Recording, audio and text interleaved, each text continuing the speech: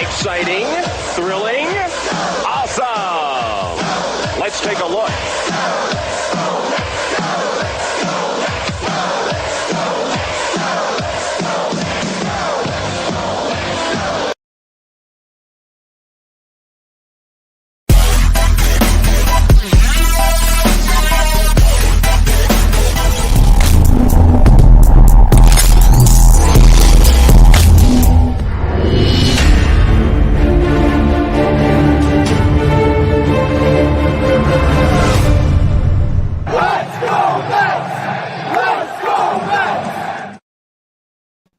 What's up, Mets fans? Welcome back to Talking Mets with Rob.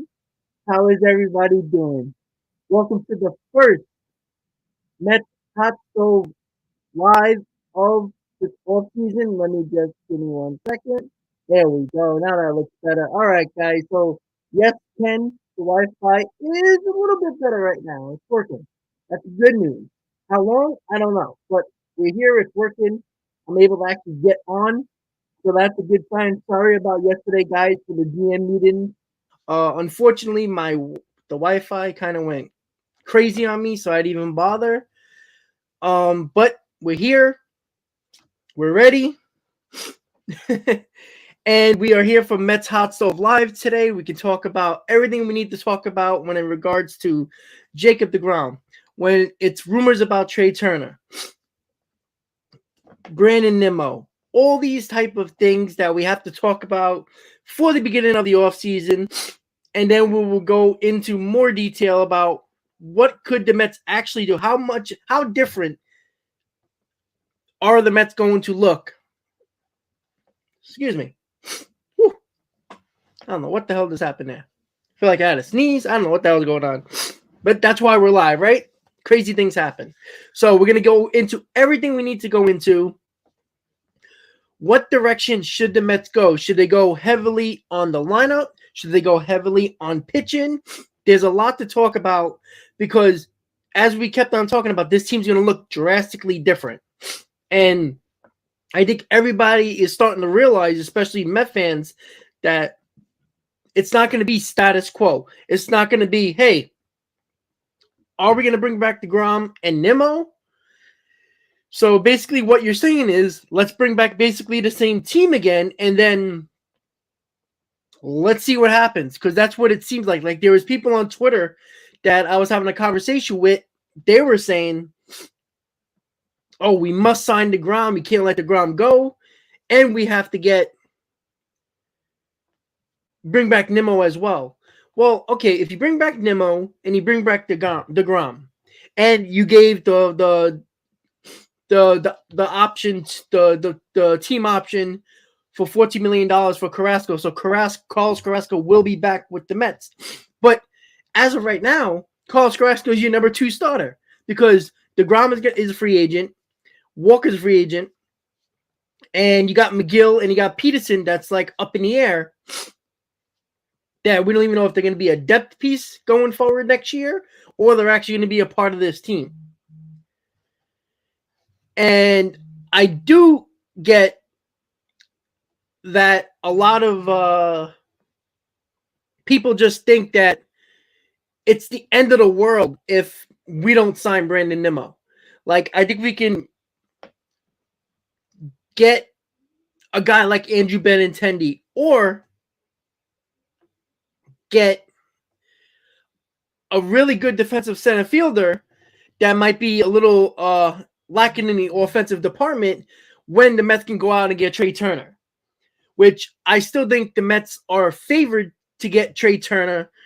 I see Jonathan there. What's up, buddy? Unfortunately for your Phillies, but but hey, listen, I don't think anybody, including yourself, I don't think that anybody thought the Phillies would have went that far into the playoffs, but they did, and they got hot at the right time. That's the most important thing. And I did see your comment, Jonathan, about that. You said that, you know, the Phillies, just because the Phillies made it to the World Series doesn't mean they were better than the Braves or the Mets roster-wise, because they never were. But you get hot at the right time, and you made it better than everybody else. Yeah, Jonathan, but again, I could have told you before the playoffs, you know, skimming through the playoffs, that you would have never thought that the Phillies would have went that far. I mean, if you think you did, that would have probably never went. You would have probably been lying to yourself, because you were basically the same team that you were the whole year. You just got hot at the right time. You know, your bullpen now was garbage all year. All of a sudden started pitching better, which nobody can predict, right? The defense got better, but it's not like you had 4 or 5 different players. It was more of the fact that you guys got hot at the right time. And there's not wrong with that. Like, you can't go wrong. Like, listen, anybody would have wanted to be in your position. If anybody would have got hot at the right time, I don't care if you have 84 wins or 111 wins. It doesn't matter. And I think too many people.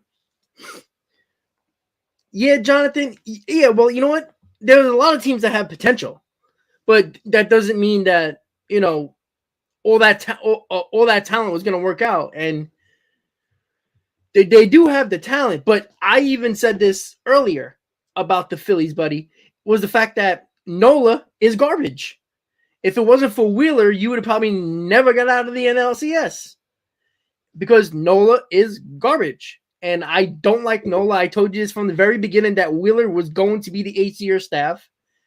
And for some apparent reason, Thompson decided to take out Wheeler and bring in the relief pitcher when he had 70 pitches. It made no sense to me, but what are you going to do, right? Yeah, well, Jonathan, the bullpen got better, but it wasn't like you got 3 or 4 different players, arms in that bullpen to help you out. It was basically the same guys that pitched better. But you know what? That same bullpen gave up a huge home run to make you lose the World Series. I don't trust. I tell you, you can trust Nola all you want. Nola is a good pitcher, and occasionally has really good starts. That's it.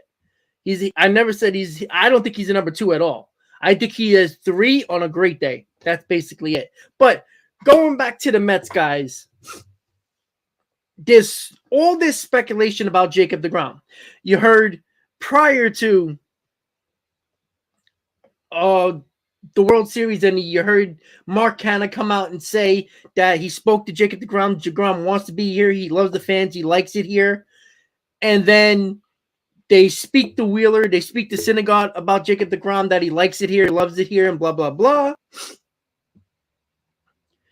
And, of course, you hear that the Mets and deGrom's communication with his agent hasn't really been as productive as, say, Edwin Diaz and his team with the Mets. And I'm trying to figure out. And And plus, there was reports, again, take this with a grain of salt when it comes to the Mets and Jacob deGrom, right? There was a report saying, or a couple of reports saying that the Mets are hesitant to go more than 3 years. And I 100% agree with that. I am not going to give a guy like Jacob deGrom, who you have to walk on eggshells every time he goes out on the mound, because you basically have to baby him and say, okay, we need him for the playoffs, so let's not make him throw 100 pitches and go 7 innings. Let's take him out in the 5th inning. Even though our bullpen wasn't doing well at that time, let's just take Jacob deGrom out because we need him for the playoffs. You baby a pitcher like that, and then when you need him the most, he's a good to average pitcher, even against the Braves, and a good and average pitcher against the Padres. And one of those games he won.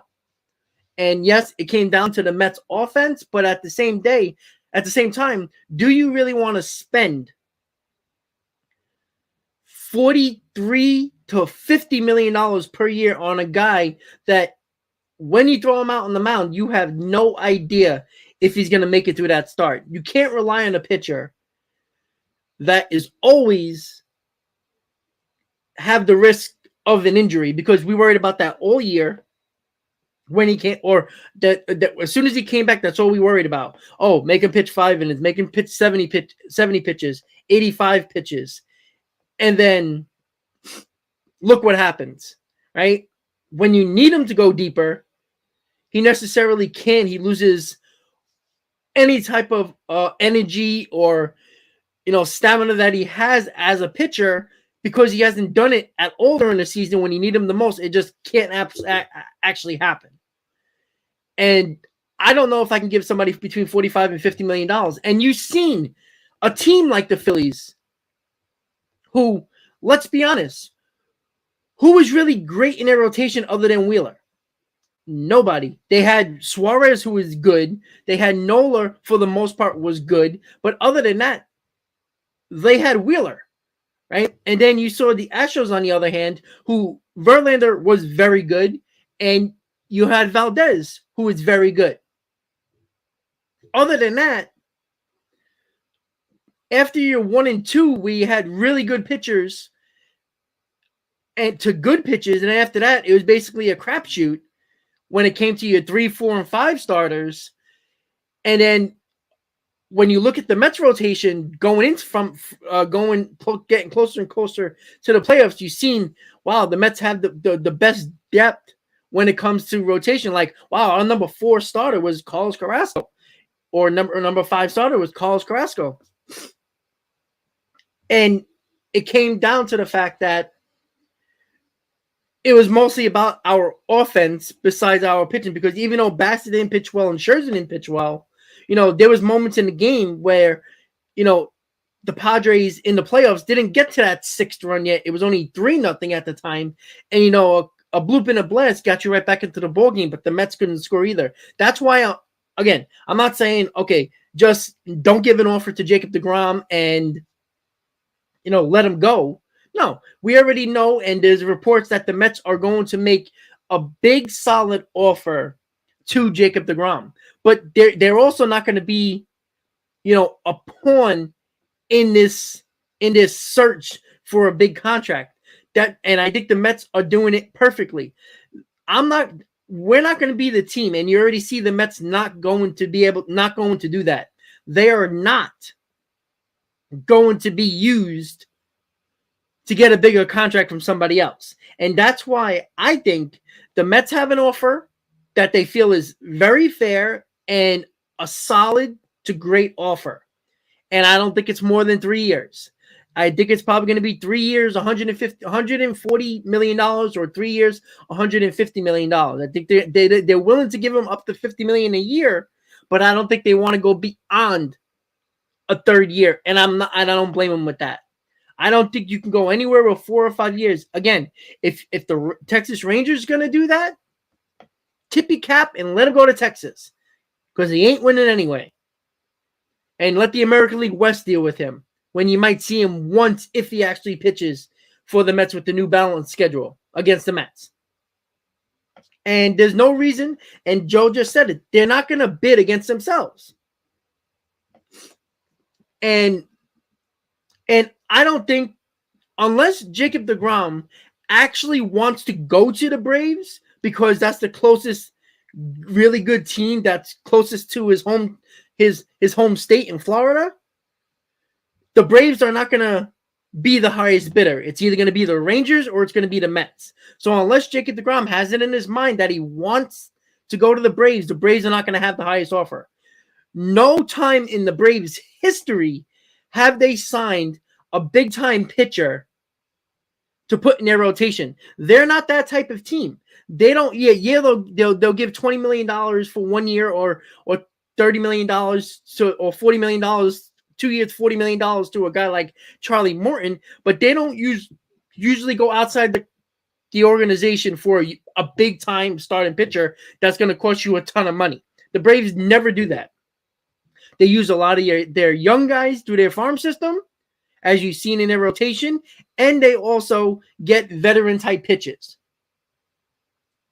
And that's what I think the Braves usually do. I doubt they're going to spend because they still got to find a shortstop, right? There's no guarantee that they're going to sign Dansby Swanson. And, they're one of the ones that tried to sign or extend Swanson during the season, and Swanson declined their offer. And that's rare because they usually get their way. So at the moment, they don't have a shortstop. So I think they're going to spend a ton of money on a shortstop, even if it ain't Dansby Swanson. And I do think that I think the biggest threat to the Mets, and I don't even think it's a threat, because if it's only about money, the Mets are not going to get outbid. It's just that simple. Yeah, Andrew, I don't believe that at all. One bit. Dansby Swanson was one of your best players throughout the year, and you wouldn't have won as many games if it wasn't for Dansby Swanson, because number one, he destroyed the Mets. Even when the Mets were winning the season series at the moment, Dansby Swanson was impossible to get out. He was your best. He was your best. It seemed like he always made a great play in a game. Offensively, he's very good, and I just don't see the Braves losing out on Dansby Swanson. And look, Vaughn is good, but you know what? Vaughn was basically non-existent at the end of the year, right? He basically folded up and wasn't a big part of why the Braves won that NL East. Yeah, Jonathan, I don't know. Yeah, John Middleton can outbid the best, but again, let's be honest. There wasn't, when it came to Harper, and let's be honest, the Mets weren't involved at all. The Yankees weren't even involved at all. The Dodgers weren't really involved at all. So basically, Harper basically had one team to go to, and it was basically the Phillies. So it's not like there was like 4 or 5 teams that were trying to outbid one another for Bryce Harper. At the time, the Dodgers just got Mookie Betts.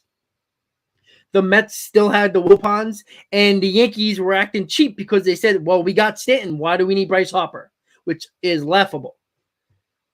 So, again, if the Mets want a player, they will outbid anybody. It's basically seen, right? Everybody thought the Dodgers were getting Scherzer, and one meeting, Steve Cohen went into a meeting with Scherzer and said, listen, what do you want? He said what he want, and then boom, he signed him. So, I think around the league, people still don't realize that if Steve Cohen wants somebody or wants to keep somebody, and it only comes down to money, he's going to do that. It's just very simple, right? He didn't he didn't let Edwin Diaz test free agency. He says he had dinner with Edwin Diaz and says, what do you want? And what do you think would be fair for you? And his agent came up with a number. It was a little over $20 million a year, and they did it. Yeah, Jonathan, but they weren't going hard after him because, again, they already got Mookie Betts, and the Yankees weren't really involved in Bryce Harper, right? Because they were talking about him. At the time they had their first baseman, their young first baseman in Bird at the time. Right field was Aaron Judge. So, and they had Stanton at the time. So it's not like the Yankees were heavily trying to get Bryce Harper. And I do not think, Jonathan, that's wrong. The Mets are an attractive place. You know why? Because they will outbid anybody. And don't think for a second that contract to the relievers, and there was a couple of players, including Carlos Rodon, who I think the Mets are going to get. His own wife put up a meme with Timmy Trumpet after the Diaz signing went down as the richest contract for a reliever in baseball history. And even his own wife tweeted with a little bit of an eye emoji, like a whoa, because it wasn't just the contract. It was the highest signing bonus in Major League Baseball history. So it was something that was put out there, all the information possible that can attract any team, any player, excuse me. Oh, there goes the bots.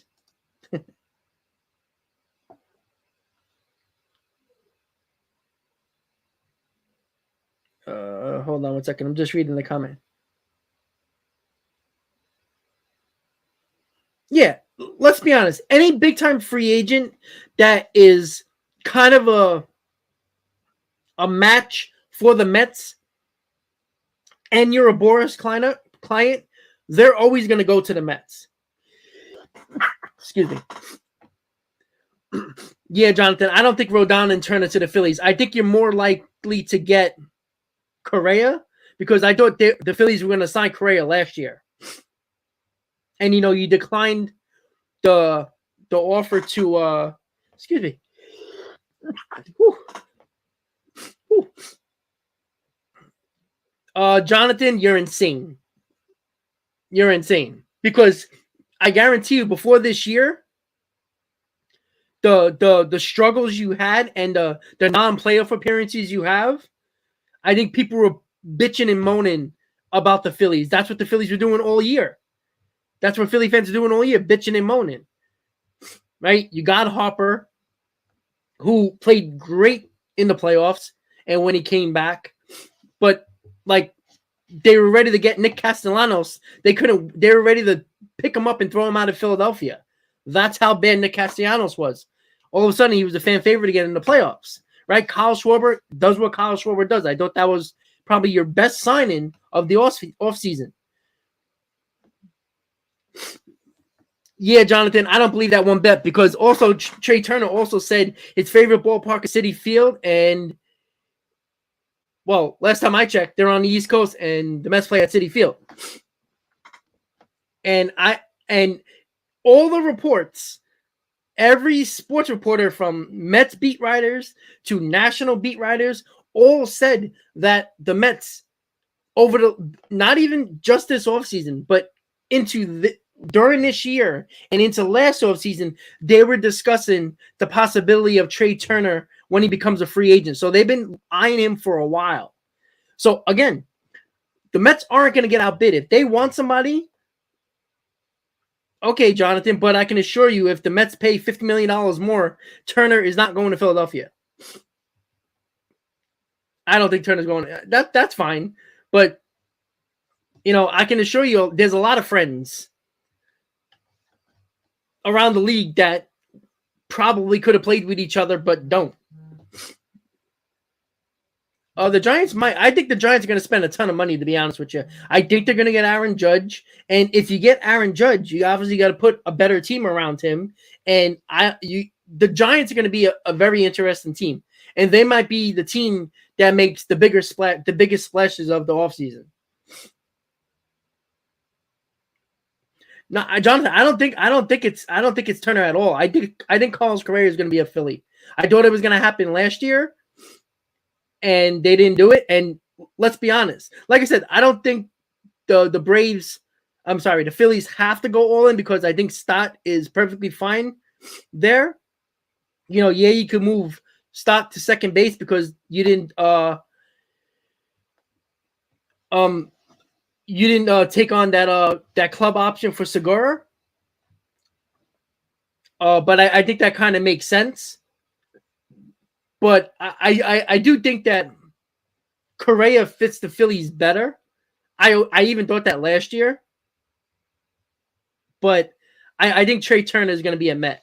I don't think that's going to be even a question. If it comes down to money, the Mets are going to outspend everybody, especially if they want them. Hold on. Something happened. Hold on.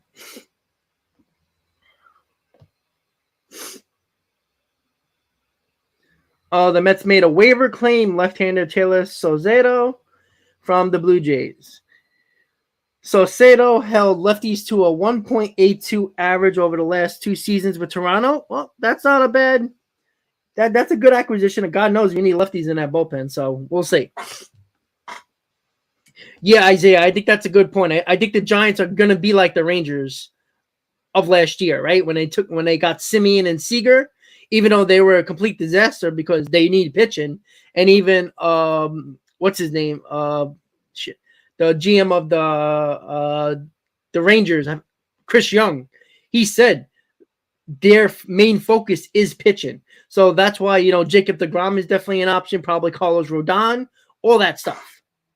So again, the funny thing is that you got a couple of teams in the NL East. Again, I still think. Hold on, Jonathan.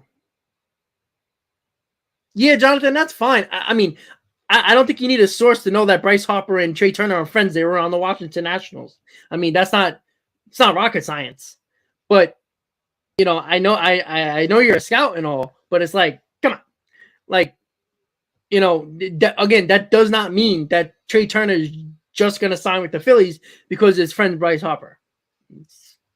That's idiotic to think that just because you're a friend doesn't mean nothing, right? Zach Wheeler were really good friends with Jacob deGrom. Where did he go? Right? So,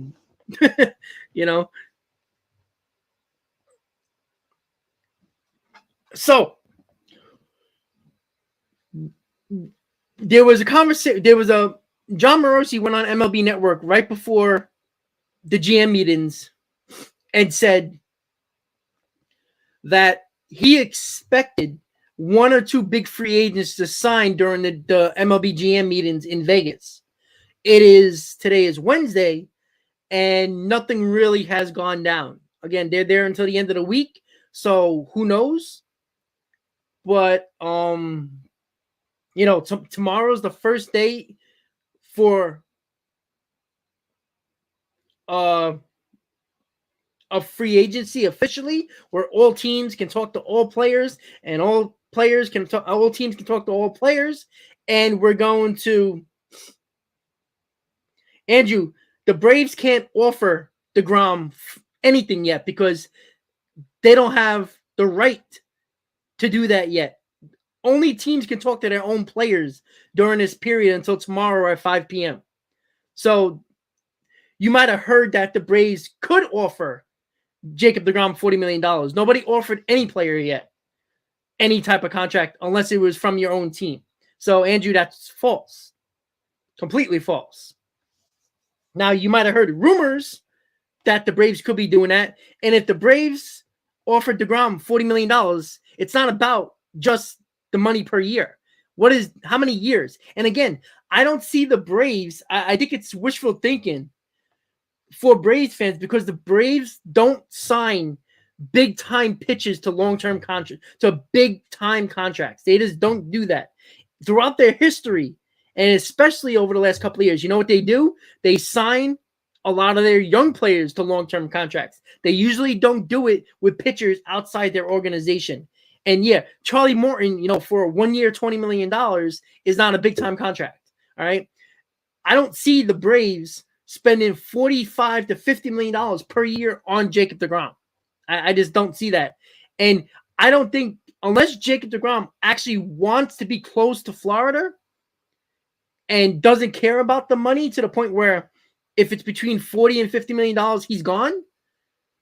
I don't think that, again, I think he will, the Mets, I don't think the Mets are going to go past 3 years. So if the Rangers give him past 3 years, he's going to the Rangers. I don't see DeGrom going to the Braves only, just because that's where he wants to be close to home. The Braves have to pony up. And I don't see the Braves spending $45+ million on a guy who's pitched 1 year, 1 full year, games-wise, in 2 years.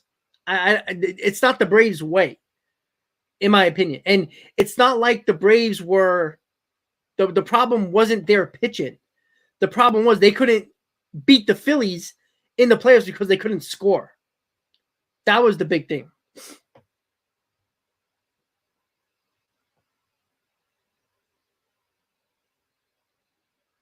I'm just looking at the Isaiah 5 p.m. tomorrow.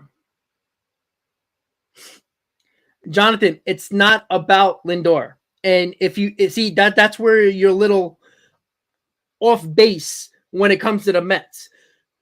Trea Turner can play second base. Trea Turner can play center field. It's been established.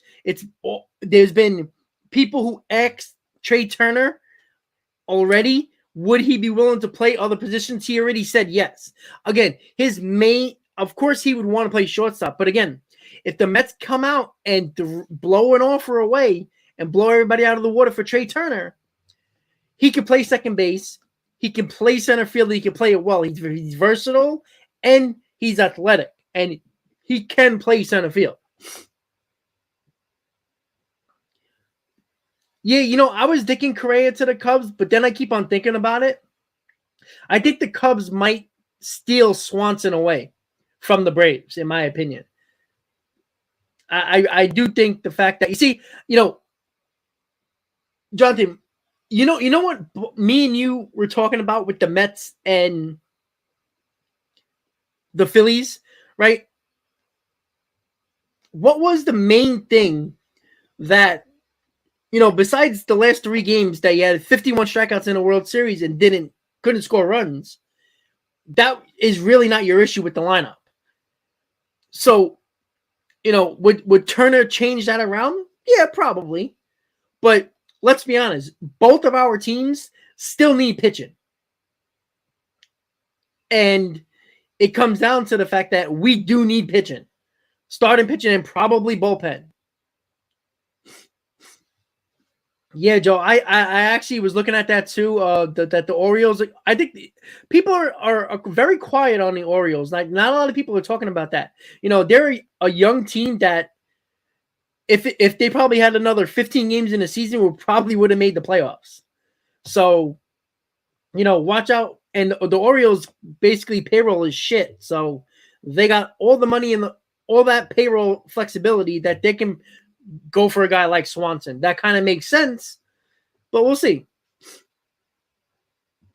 Yeah, well, Jonathan, that's the thing. Yeah, I know about Lindor, but again, it's still the fact that, the Dodgers traded for Trea Turner and they didn't need a shortstop because they had Seager. So, and they got him because Trea Turner was a hell of a player and Max Scherzer came with that deal as well.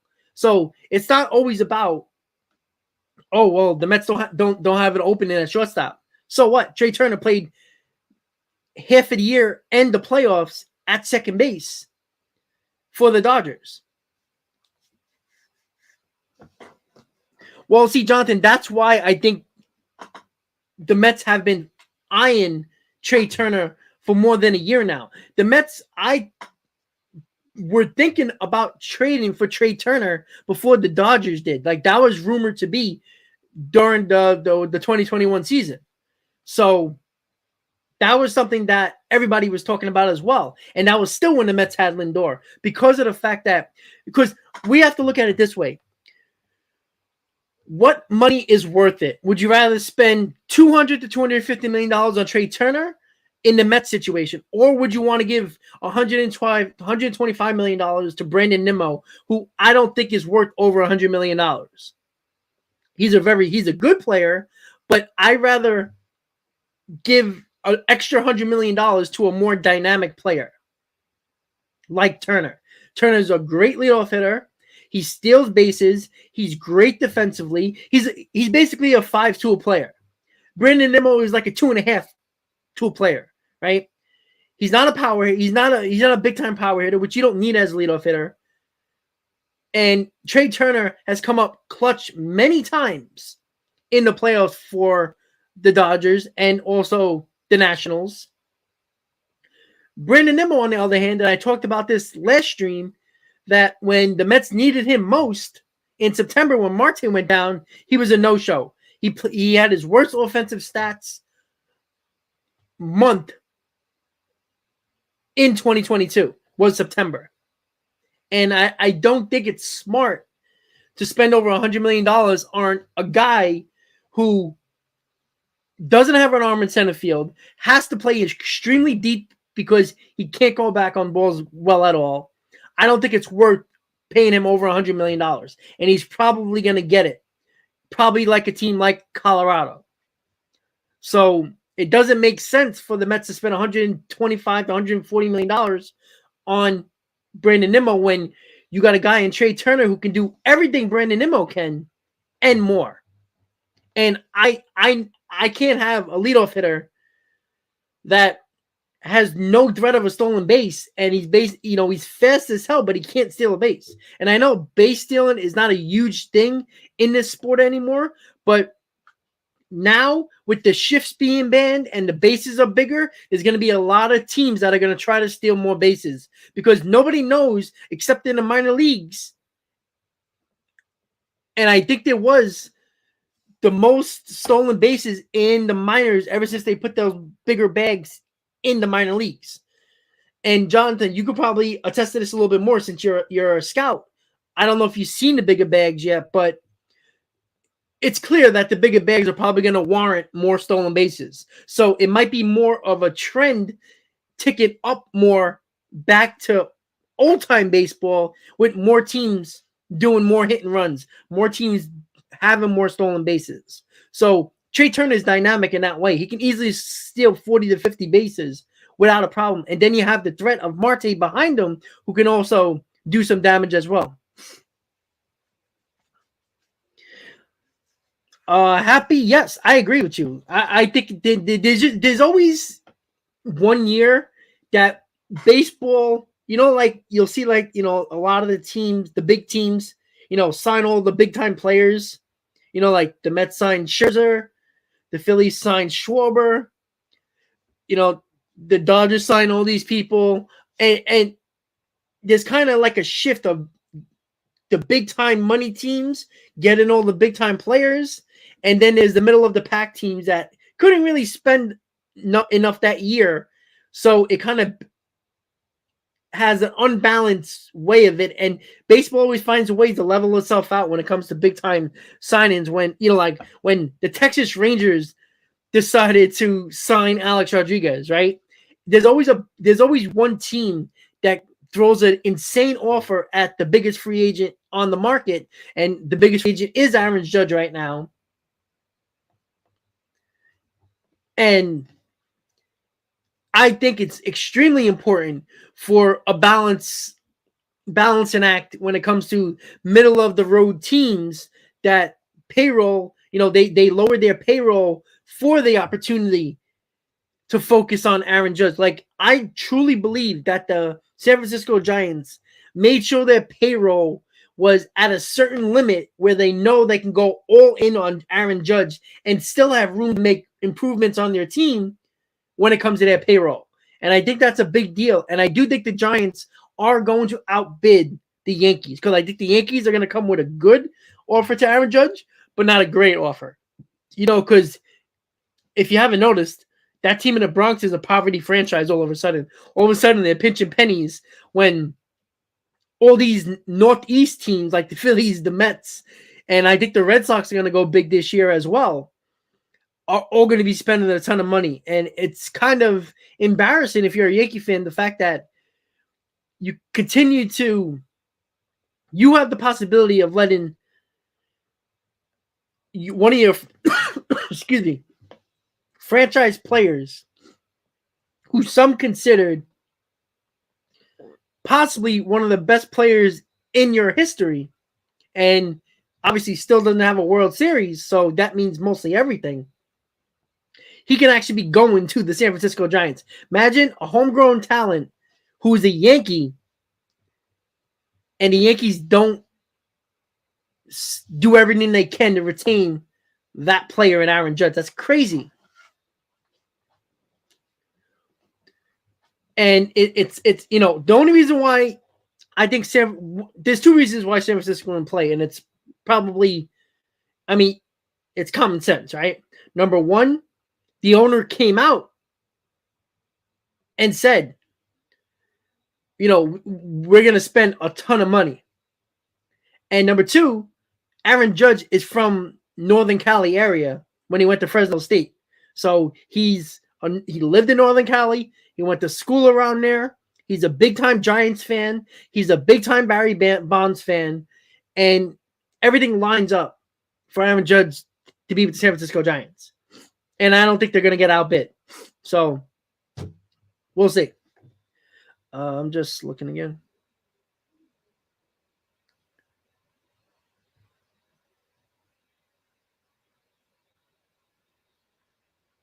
Yeah, lost. Exactly. That's what I was just talking about with Trea Turner. Is the fact that there's the rules with the non-shift and the bigger bases all lean into a more active base runner on the base paths. That goes with hit and runs. That goes with stolen bases. I think you're going to see the most stolen bases throughout the league than you've probably seen in 10 years because of the big bases. Nobody knows how they're really, you see it in the minor leagues, and you're like, okay, there was more stolen bases in the minor leagues than in a long time because of the big bases. But you never know how it's going to come into Major League Baseball, because everybody has their own mindset, because analytics have taken over the game, and they tell you that stolen bases are not worth it, which is hilarious. But analytics also tell you that strikeouts are okay. So whatever.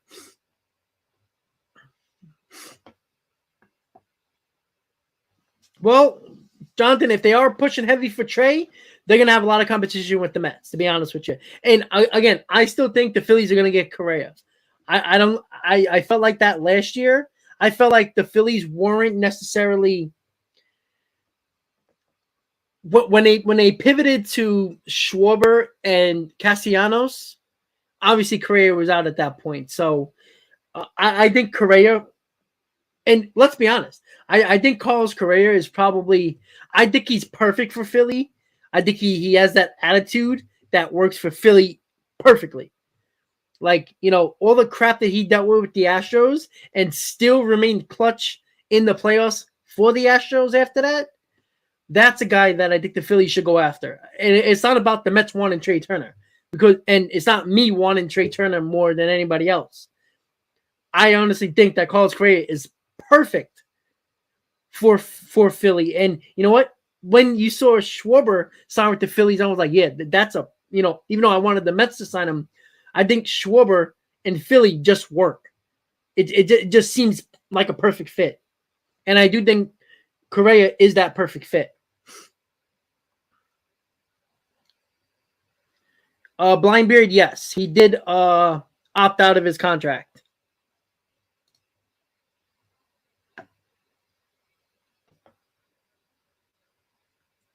Well, Jonathan, I don't know if it's necessarily small ball. I think the Phillies did get exposed in the World Series, and they reverted back to the team they were in the first half in that World Series. Like they basically reverted back offensively to like the first half of the season, the way they were playing against Houston. And again, I honestly think the Phillies and the Mets are going to make more moves than the Braves. Again, it's going to be a battle. And you know what? I think the same thing is going to happen next in 2023. I think the Braves, the Mets, and the Phillies are all going to make the playoffs. Because now that we don't play each other 19 times a year anymore, because now we have a balanced schedule, I think the Mets, Braves, and Phillies are going to benefit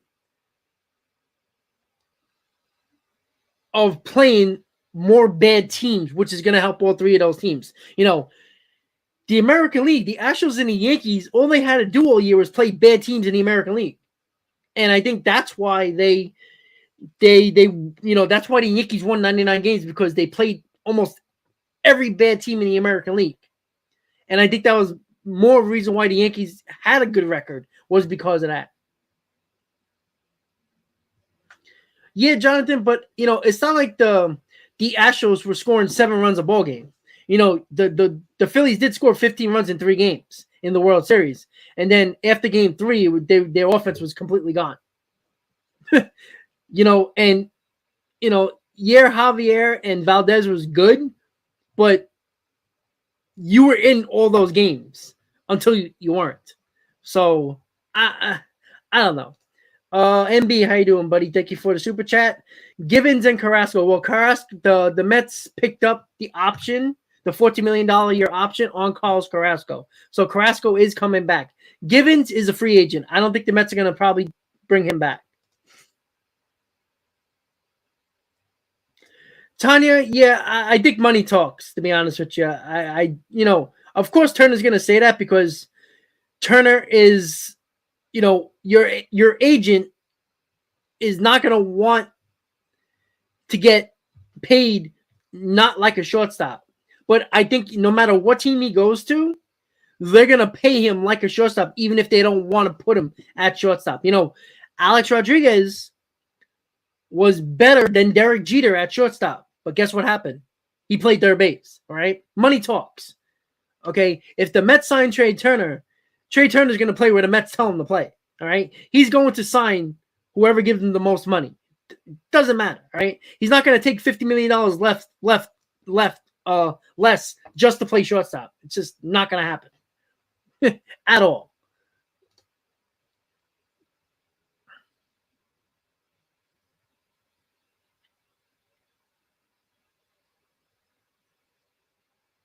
Yeah, John, that's what I'm saying. Like, you guys were killing it.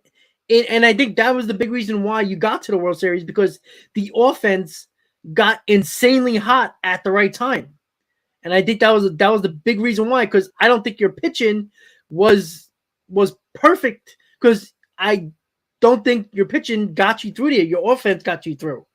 I think your offense just took you to the fucking stratosphere when it came to that.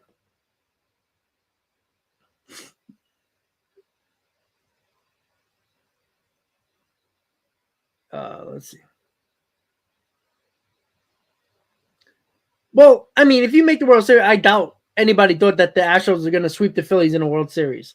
They weren't going to sweep the whole outcome. So the whole playoffs, I doubt that was going to happen. So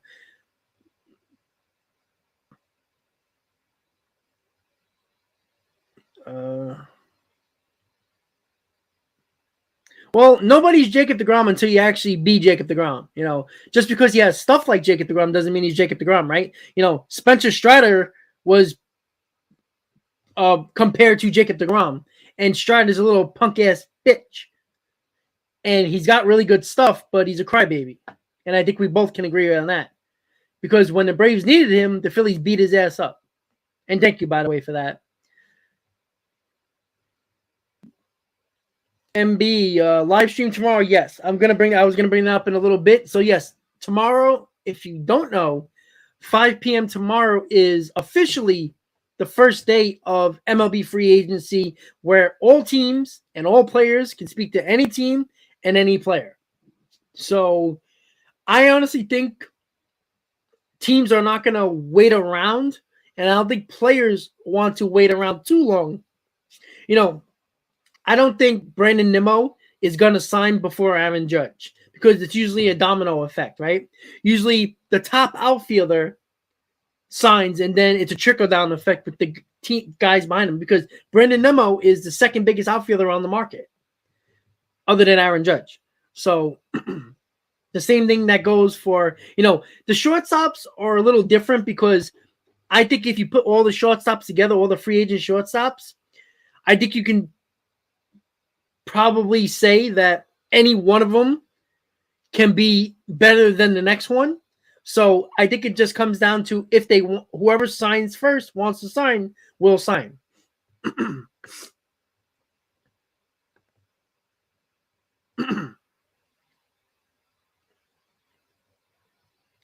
Alrighty, let me just check one thing.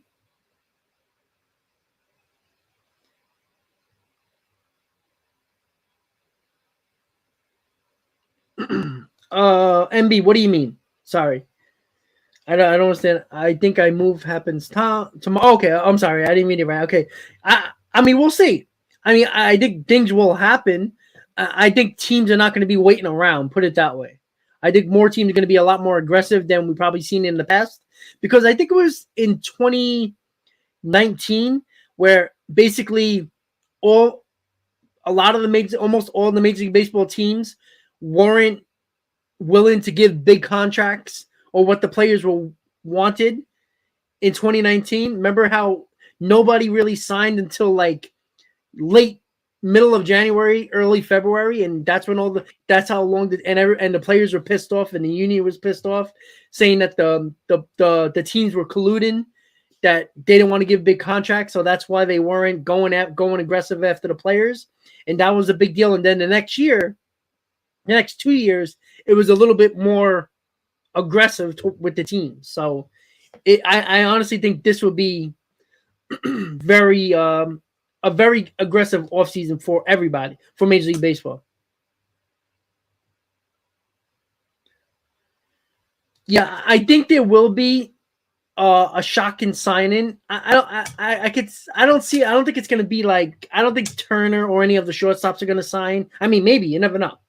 But I could see like maybe like middle of the road pitchers sign tomorrow, like middle of the pack, like someone that could be a solid number 3 or 4, probably a couple of those sign, but none of the big ones. I don't think they're going to go crazy just yet, but you will hear a lot of rumors, and that's why I'm going live tomorrow for MLB Free Agent Frenzy Day 1.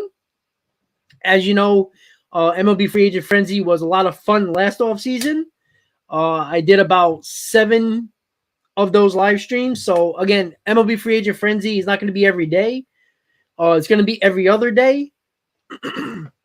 So, and of course, if there's breaking news with the Mets, I'll pop on, or I'll pop on my phone, whatever's going to happen. So look out for the YouTube shorts. Look out for a live stream that might pop up because of the breaking news with the Mets.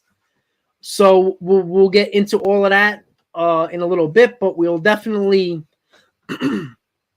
go more into it tomorrow. Again, tomorrow's show is going to be at 4:30. I'm popping on at 4:30, obviously, because 5 p.m. is free agency officially starts.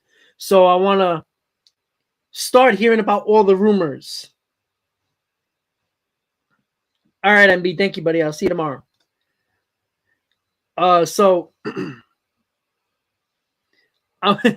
Jonathan, no, I don't fetch cheesesteaks, all right? I'll buy the cheesesteak, and I'll throw it in your face. How about that? All right? You're a Phillies fan. As much as we're buddies, you're a Phillies fan. I still don't like you, man. Come on. But yes, tomorrow, 4:30 is MLB Free Agent Frenzy Day 1. So make sure after the stream, MLB Free Agent Frenzy stream tomorrow is gonna go up tonight. So make sure you click that like button early so we can get a lot of people in this stream, because we're gonna get baseball fans from all over the country, just like we did with the lockout, when I was the only one going live every single day during the almost every single day during the lockout to discuss any updates about the lockout. And that's when his channel took off. So I don't expect anything less. I expect people to pop on. It's not going to be in subscriber mode. It's going to give opportunity for everybody just to pop on, all the baseball fans, because it's not just about, obviously, this is a Mets channel and I'm a Mets fan, and I do care what the Mets do, but I don't. It's fun when everybody came together during the lockout, and it's going to be very interesting how fans think, especially NL East fans, are going to feel. And yes, Ken, exactly. Brave fans are non-existent. And, look, you could say whatever you want about Philly fans and how they are, but they support their team, right? There's no doubt about it. Bad or good, they support their team. We know what Brave fans are, right? Brave fans are a front-running fan base, right? They were talking all that crap, right, towards Met fans. They were probably talking a ton of crap to Philly fans once the Phillies beat the Cardinals. And as soon as the Phillies wiped the floor with the Braves, Brave fans, one, haven't been on this channel, and I did about 25 live streams since the Braves got pounced against the Phillies in the first round. And they're nowhere to be found, which is typical. And again, they've just proved my point more why I can't take Brave fans seriously, right? You know, Met fans and Philly fans can go back and forth, but there is that respect with Phillies and Mets fans because we're so passionate, right? Our team sucks, but we're still watching them, right? Brave fans do not watch their team when they're not doing well, right? In the first half, you couldn't find a Brave hat or a Brave fan anywhere on social media, anywhere. And that moron Sports Talk ATL on Twitter, who is the biggest front runner of them all, and I wish people would have saw how me and him went back and forth for almost 3 days straight after the Phillies got bounced from the playoffs and made it seem like the Braves played so much better than the Mets all year when they necessarily didn't and had the same record and played one more game in the playoffs than the Mets. Yeah. You know, so I think Mets and Philly fans, yes, we go after each other a lot, but there's a mutual respect. Philly fans and Met fans do not respect Brave fans because they're front-running fan base. It's just very simple. So, all right, Dominic, have a good day, buddy. You know, but Brave fans are what they are. They're a front-running fan base, and they can deny it all they want, but they disproved my point. Did this playoffs, right? They flooded my streams when the Braves swept the Mets and when the Braves officially won the division the last couple of games of the season. They flooded my channel. They flooded my channel when the Mets were facing the Padres in the wild card round. And then they lost to the Phillies, and then they're nowhere to be found. You know, I did a YouTube short laughing at the Brave fans like they were like all of a sudden, like they consider themselves a great team, but yet, and they made it seem like the 2021 team was the best team ever created when all they did was get hot at the right time. And the two guys that were the main focus and the reason why they won the World Series was Eddie Rosario and Jorge Soler. It wasn't Freddie Freeman. It wasn't Swanson. It wasn't Riley. It wasn't Acuna because he wasn't playing. It wasn't Albies. It wasn't d'Arnaud. It was Rosario and Soler.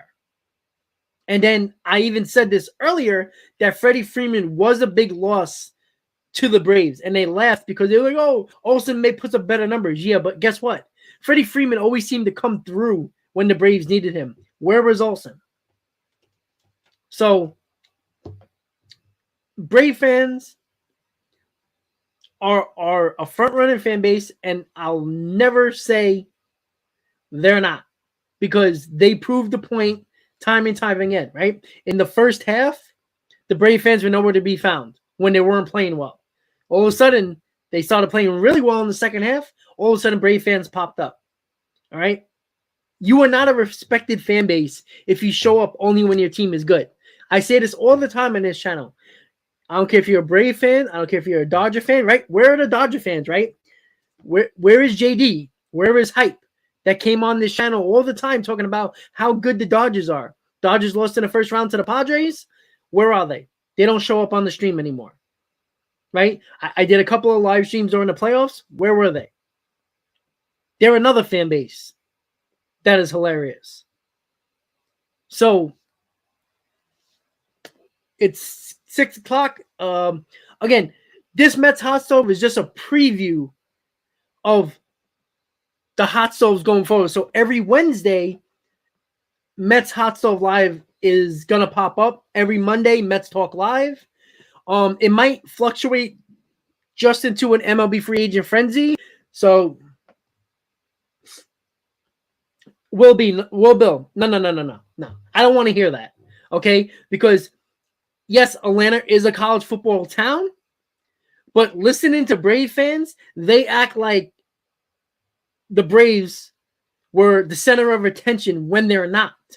That's what I'm saying. Everybody knows Georgia football is big in Georgia, and specifically Atlanta. That is very close to Athens, right? Georgia Bulldogs is life out there. So, but it's still not the fact that the matter is you're still a front-running fan base. Doesn't matter, right?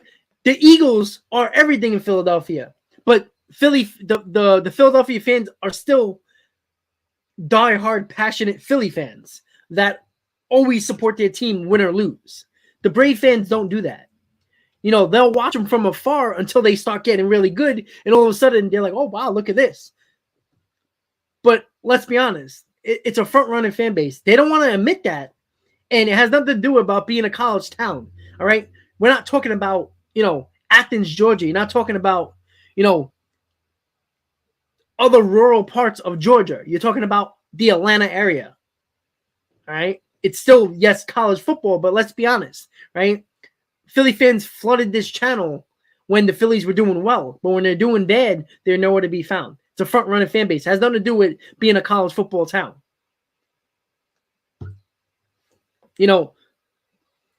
Los Angeles is not a college football town, right? They consider themselves big Dodger fans, but let's be honest. Two guys that flooded my channel throughout the entire year saying how great the Dodgers were was Hype and JD, and they're nowhere to be found anymore, which they'll start to pop up probably during the offseason because that's what they do, and that's what Brave fans do, right? Then that's what they do. See, Cash, that's hard to really say. Honestly. You know what? You know who I think the most loyal fan base is? The St. Louis Cardinal fans. And I think everybody can agree with that. Yeah, they're might not be the most crazy and the most passionate, like loud, but they show up. They always do. So, but it's hard to say because I truly believe that Met fans and Philly fans are very, look, when the Phillies aren't playing well and the Mets ain't playing well, they don't draw at their stadiums. That's just a known fact. But they always have big ratings television-wise because they support their teams. You know what I'm saying? Like, the Phillies won a World Series in this new millennium, right? And since 2000, right? The Phillies won in 2008. You know what I'm saying? They made the World Series, right? They were pretty successful until the last 10 years, considering that they didn't make the playoffs until this year. But they're definitely with Met fans, and I think Met fans and Philly fans get a bad rap because, especially over the last 10 years, where the Mets and the Phillies haven't been great, right? The Mets made the World Series in 2015. But let's be honest. Oh, yeah, Boogie, that's no doubt. Met fans show up. And let's be honest, Jonathan. When the Seven Line Army was there in August, we outnumbered you, and that was in August. Like, it was insane how loud it was. But you know what? That doesn't matter because there's that's why the Seven Line goes to Philly every year. You know why? Because Darren, who's the owner of the Seven Line Army, loves the passion back and forth with the Philly fans. The Phillies were getting their ass kicked in that game, and Philly fans are still chanting, "Let's go Phillies." So that's why it's fun, right? When we go to Washington, we destroy the national fans, right? Even when we go to Atlanta, right? Brave fans are they're a fan base that only shows up when they win. Yeah, Jonathan, exactly. So for a fan base like the Phillies and the Mets fan base that has done a lot of losing over their last 30 years, the fans still show up. The fans are still passionate. The fans are still crazy. So it is important, the fact that, Mets fans and Philly fans get bad raps. But you know what? They support their team no matter what. Even if they're frustrated with their team, they support their team. Rob, didn't you say in one of your videos that this year when the Mets got good, all of a sudden you started seeing more people wearing Mets hats, jerseys, etc., when a lot of people before that? Yeah, you always see that. That's just common in New York in general, right? New York, those how can I say it? The average baseball fan, or the, how can you say it? I'm trying to think of the word. Well, yeah, Jonathan, but you know what? I seen, before Citizens Bank Park empty as well. I seen Citizens Bank Park empty a lot of times as well when the Phillies weren't doing well. But you know what? Again, when you're a beaten down fan base like the Mets are, it's hard bent to spend your money going to a baseball game. I'm not gonna, don't, again, no matter if you're a diehard, usually the diehard fans show up. That's why when you hear, oh, there's 20,000 in the middle of the summer, even though the Mets are playing well, because there's Met fans that are diehards, and then there's Met fans, the average baseball fan. The baseball fan that Major League Baseball is trying to get but never seemed to get. When any team is good in the city, and you also have to remember, there's two teams in this city. You go to Philadelphia, there's one baseball team. You go to St. Louis, there's one baseball team. The Cubs are the Cubs. But when you go to the White Sox, there is two baseball teams. So it's not like the fact that you have one state that has one baseball team. Of course, they're going to attract more fans to the stadium. So, and let me just see something. I think I saw. New York is for the average fan that don't care about baseball too much, but when the Yankees are doing really well or the Mets are doing really well, you'll see more Mets hats and Mets jerseys, right? I can pick out a non-diehard fan in a stadium in a heartbeat. It's just very simple. So I honestly believe that the fact of the matter is that you can pick out a diehard fan of the team, any team. All right.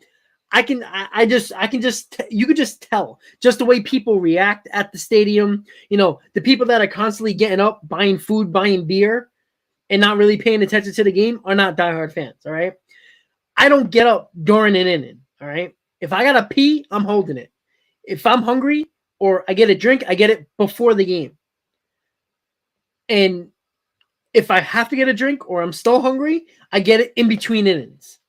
I don't leave my seat during the inning, right? When people get up during the inning, you're like, all right, there's common courtesy in baseball that a lot of fans don't. You could tell the average fan doesn't know the etiquette of baseball. You're not supposed to get up during an inning when an inning's going on. If there's a pitching change during an inning or an injury commercial, something like that, where the game's not going on, yeah, you can get up out of your seat and go down to wherever you got to go.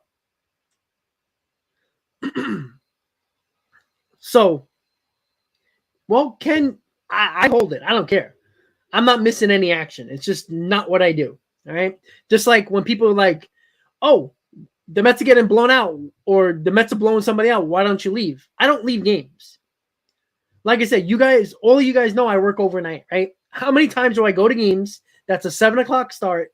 The game don't end until 10:30, 11 o'clock. I don't leave. I could leave in the 7th inning, go home, get a couple hours of sleep, and go to work. But I don't. I actually stay and I go straight to work. Yeah, it sucks being tired, but I have all winter to hibernate. All right. I got all winter to sleep. All right. When it comes to baseball season, I don't take any vacation during the winter. I don't use many sick days during the winter because I save them all up for my trips when I travel throughout the country to watch the Mets, not just with the 7 line, just in general. Like the first month and a half, the spring training outing with the 7 line in the end of February, I'm there. The Mets play Miami on opening day in Miami. The 7 line's going. I'll be there. So I save all my time for the summer months. Like my boss knows I ain't taking no time at all during the winter months because he knows I take all of it during the summertime and save a little bit just in case October is fun. So Eppler is going to speak on Twitter. Let me see. Hold on. I got Baseball Night in New York on. I don't know if they're gonna put it on. Hold on. I'm gonna put it on when he starts talking.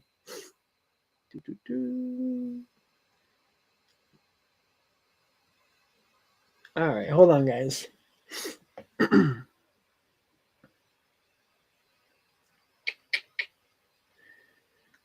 All right, let's see.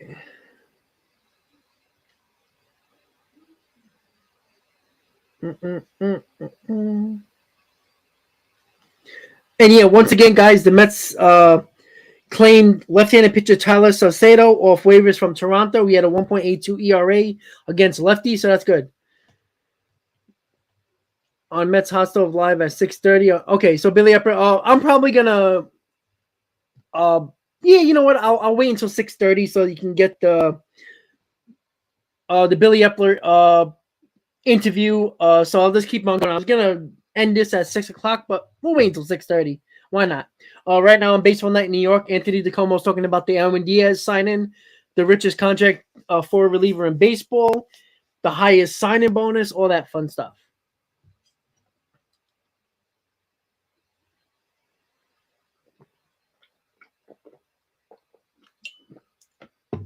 Oh yeah, Boogie. Me too. I was in college around that time as well, and the Mets were garbage, so it was kind of like, the Mets were going through their collapse in 07, 08, so that wasn't really fun.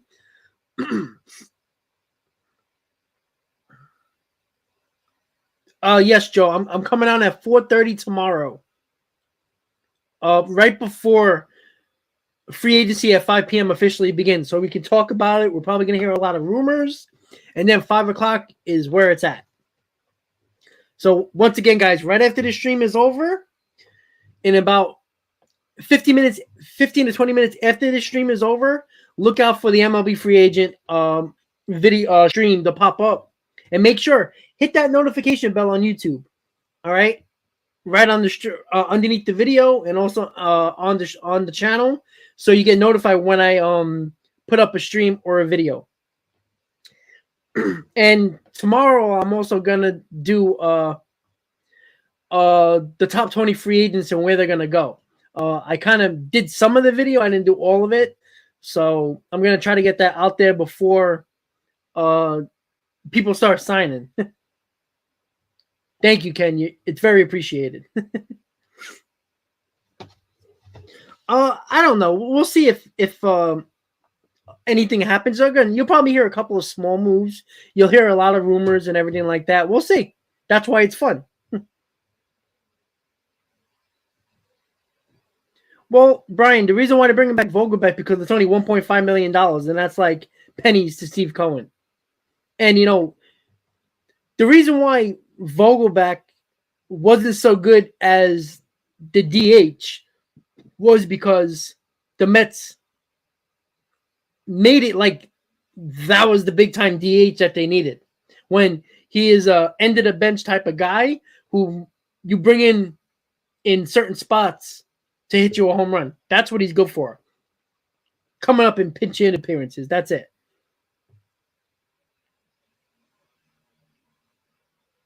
Yeah, Joe, that was fun about the lockout.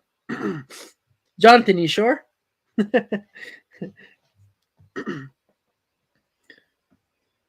I'm just looking at a baseball. I think they're talking about Aaron Judge right now. Yeah. Okay. So once again, guys, we're gonna wait until around 6:30 when Mets Hot Stove Live pops up, and what I'll do when Mets Hot Stove pops up, I will do what I do when I do live streams during a baseball game. I'll just put up the stream. I'm sorry. I'll put up the volume for Mets Hot Stove, and you guys can listen to that. And we'll during the commercials, we'll talk about what they're talking about, so we have an idea of maybe they throw up some rumors, some information, so they can talk. So we can talk about it for a little bit after the stream is during the commercial break, so we can get into it a little bit more.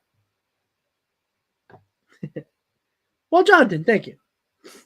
Yeah, exactly. I'll put up game day. So once again, guys, tomorrow 4:30 MLB Free Agent Frenzy Day 1. It's going to be fun. Yeah, exactly, Brian. Merry Buckmas. I ain't gonna lie though. If the Mets would have won the division, it would have been a lot of fun because let's be honest, that NL East is over chant that Salicata did with the Braves chant was kind of cool. Like if the Mets would have won the division, it would have been a lot of fun. And I think most of you know what I'm talking about. You know, when he's like, the NL East is over. Yeah, we know. A lot of us know. But it's going to be pretty cool. So, exactly, Brian. Like I said, I'll never forget. I was at work when Salicata came on the radio, and he's like, guys, I got a great chant that I think is perfect, and I just thought of it not too long ago. And when he said that, I was dying laughing at work. Like, I'm not supposed to listen. I'm not supposed to have headphones or Bluetooth earphones in my ear while I'm driving a forklift at my job, but I do anyway. And I was laughing so hard, and like my boss was looking at me like I was crazy. So it was perfect. Yeah, that chant is really annoying. Like the Phillies fans, the Mets fans, we don't really have a chant. You know, besides, you know, let's go Phillies, let's go Mets, and all that normal stuff.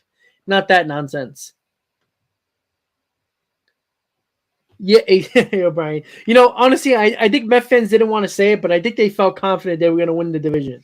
They didn't really say it like Salicata said it, but deep down, we thought we were going to win the division. You know, I wasn't one of those fans that, you know, acted like, oh, we got a 10.5 game lead, and we're winning the division. I'm not that type of fan, right?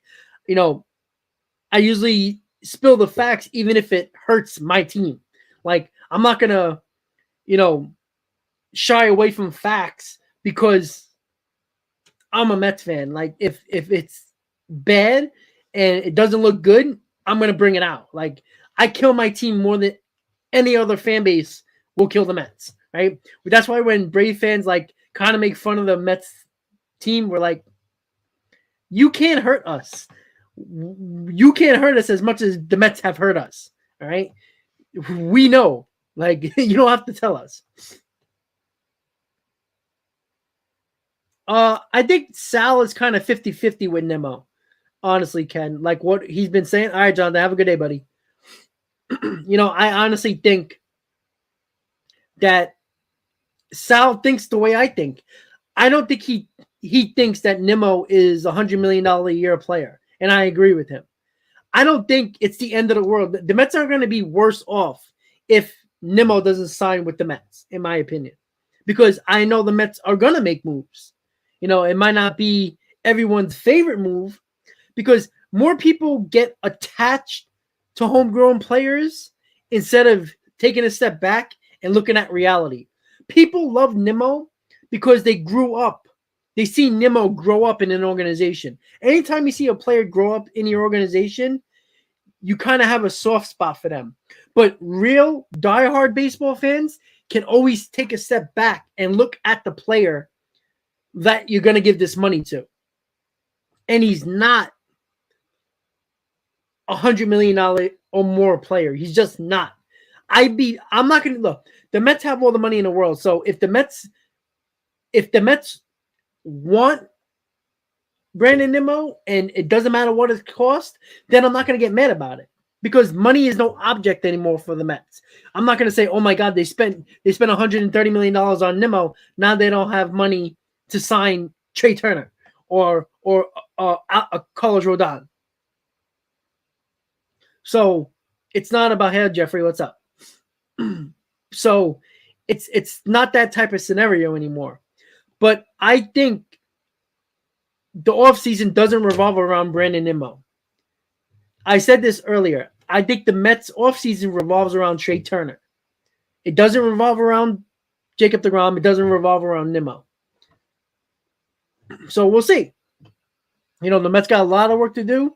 They're talking about Trea Turner right now. Just listen up, guys. The Mets want Jacob deGrom.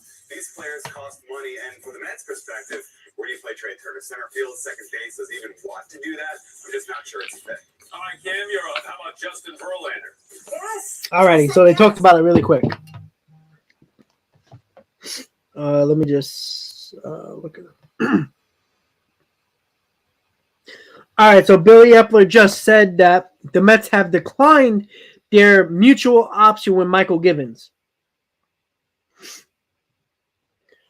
And the Atlanta Braves just made a trade to acquire left-handed pitcher Colby Allard from the Texas Rangers in exchange for right-handed pitcher Jake Odorizzi, which is kind of a wash of a trade. Just the Braves are probably just saving a little bit of money in that trade. The Rangers do need pitching. Again, Jake Odorizzi is not going to make your rotation great, but they do need pitching depth.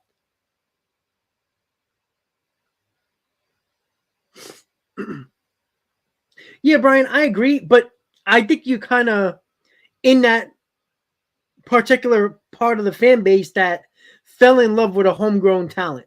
That's what it is more. But like I said earlier with Brandon Nimmo is a product of analytics. Again, that's not a bad thing, right? He has no arm, but has to play deep. That combination doesn't work, all right? He gets to a lot of balls in the gap because he plays so deep. He got to that ball against the Dodgers that Turner hit because he was playing so deep. Because he's not a guy that can go back on ball, track a ball and go back on ball and run 50, 60 feet. He's just not that type of outfielder. He's better coming in on balls. That's why the Mets said play deep. But when you don't have an arm, playing deep hurts you. That's why Nimmo has, as a center fielder, has the least amount of assist throughout baseball. Because how many times line drives up the middle, the runner scores easily from second? How many times the runner easily goes first to third because Nimmo has no arm? That I don't like that as much. Offensively, I like Nimmo. But again, when Marte went down in September, the person you needed most to step up in that lineup was Brandon Nimmo. He had to be the spark plug. He was nowhere to be found in September. He had his worst month of 2022. And, oh, by the way, in a contract year, played in most games in his career in a contract year. So all them nagging injuries throughout his career where he would sit out 3-4 games with nagging injuries, he didn't have that all of a sudden. So that worries me as well. This guy has not been durable throughout his career, except for the contract year. The same thing goes for Aaron Judge, except for one other year in 2017.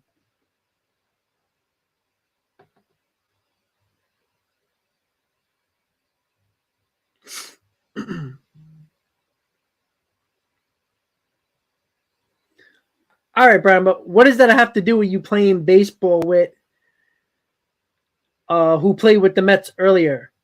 I mean, what does that really mean? But that doesn't mean Nimmo deserves $100 million.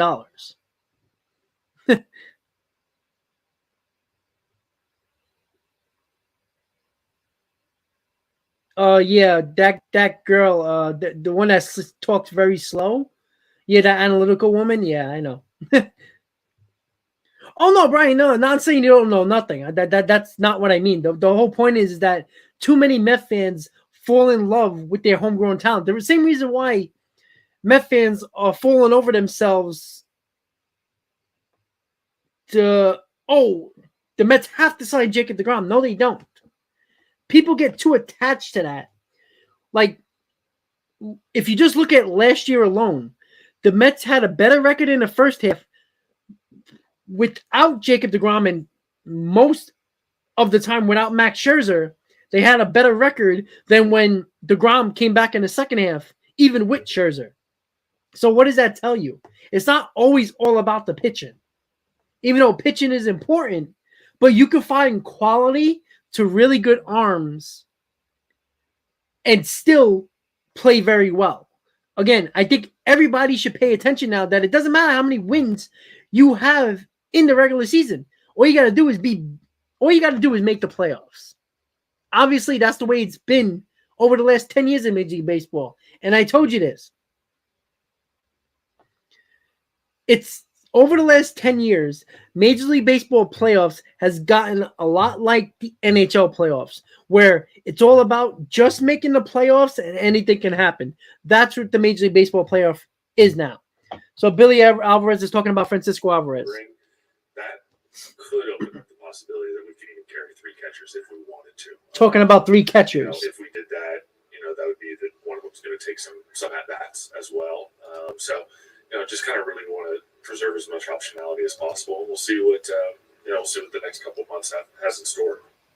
All right, so they were talking about Francisco Alvarez, and of course Eppler's coming up on Hot Stove with his interview. So that was a little bit of information about Francisco Alvarez, that they're thinking about carrying 3 catchers. I think that's a bad idea. But again, with the DH now, you don't need a lot of bench players that you have to do double switches, and there's not a lot of pinch hit situations until late. So you can carry 3 catches and not lose out on the rest of the roster. So I think they can do that. And yeah, Christian, I said that earlier. The Rangers got Jake Odorizzi. Again, that's more of a depth piece. Maybe a number 5 starter for the Rangers, because they need a lot of pitching. That's not a good acquisition because Odorizzi's garbage. Well, Zal, that's not true. deGrom, if you really look at it, in the Atlanta game and against the Padres, he wasn't Jacob deGrom Cy Young great, but compared to, if you look at his numbers, if you take the name away from the stats, you would think that's a very good start for any other pitcher. So he pitched good. He didn't pitch Jacob deGrom great. I don't know, that girl that talks very slow. I don't know her name though, but she's been there a lot. Well, Zal, you said the Mets cannot lose to subpar teams, but the Braves lost to the Phillies, the Dodgers lost to the Padres. It happened all throughout the National League in the playoffs. So everybody lost to a subpar team, right? All the best teams lost to subpar teams. So it's not just the Mets. And it comes down to an individual series. You got to get hot at the right time in Major League in the playoffs now. That's it.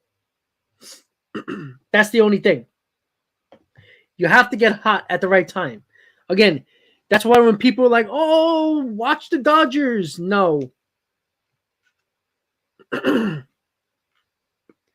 Well, Sean, I tend to agree with you. Again, I don't think money is a problem anywhere with the Mets. If the Mets sign Jacob deGrom, it's not going to prevent them from doing anything else to make the team better. I think Met fans can't get out of that Wilpon malaise that we're in.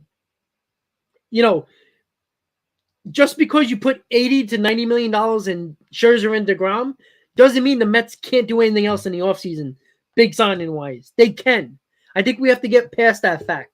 That's why when people go crazy about numbers, that's why if the Mets decide that, if they determine that Brandon Nimmo is worth $125 million over 5 or 6 years, I'm not going to go crazy.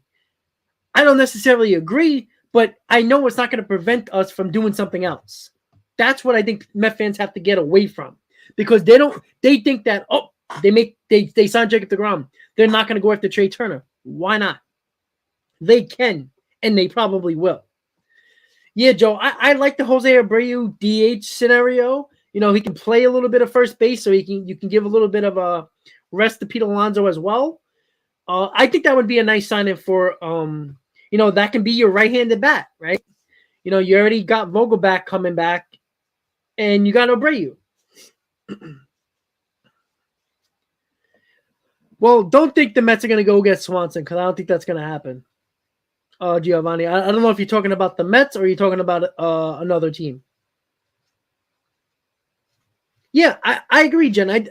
The problem is the Mets relied on Daniel Vogelback as their DH. That was a problem, and I said that from the jump.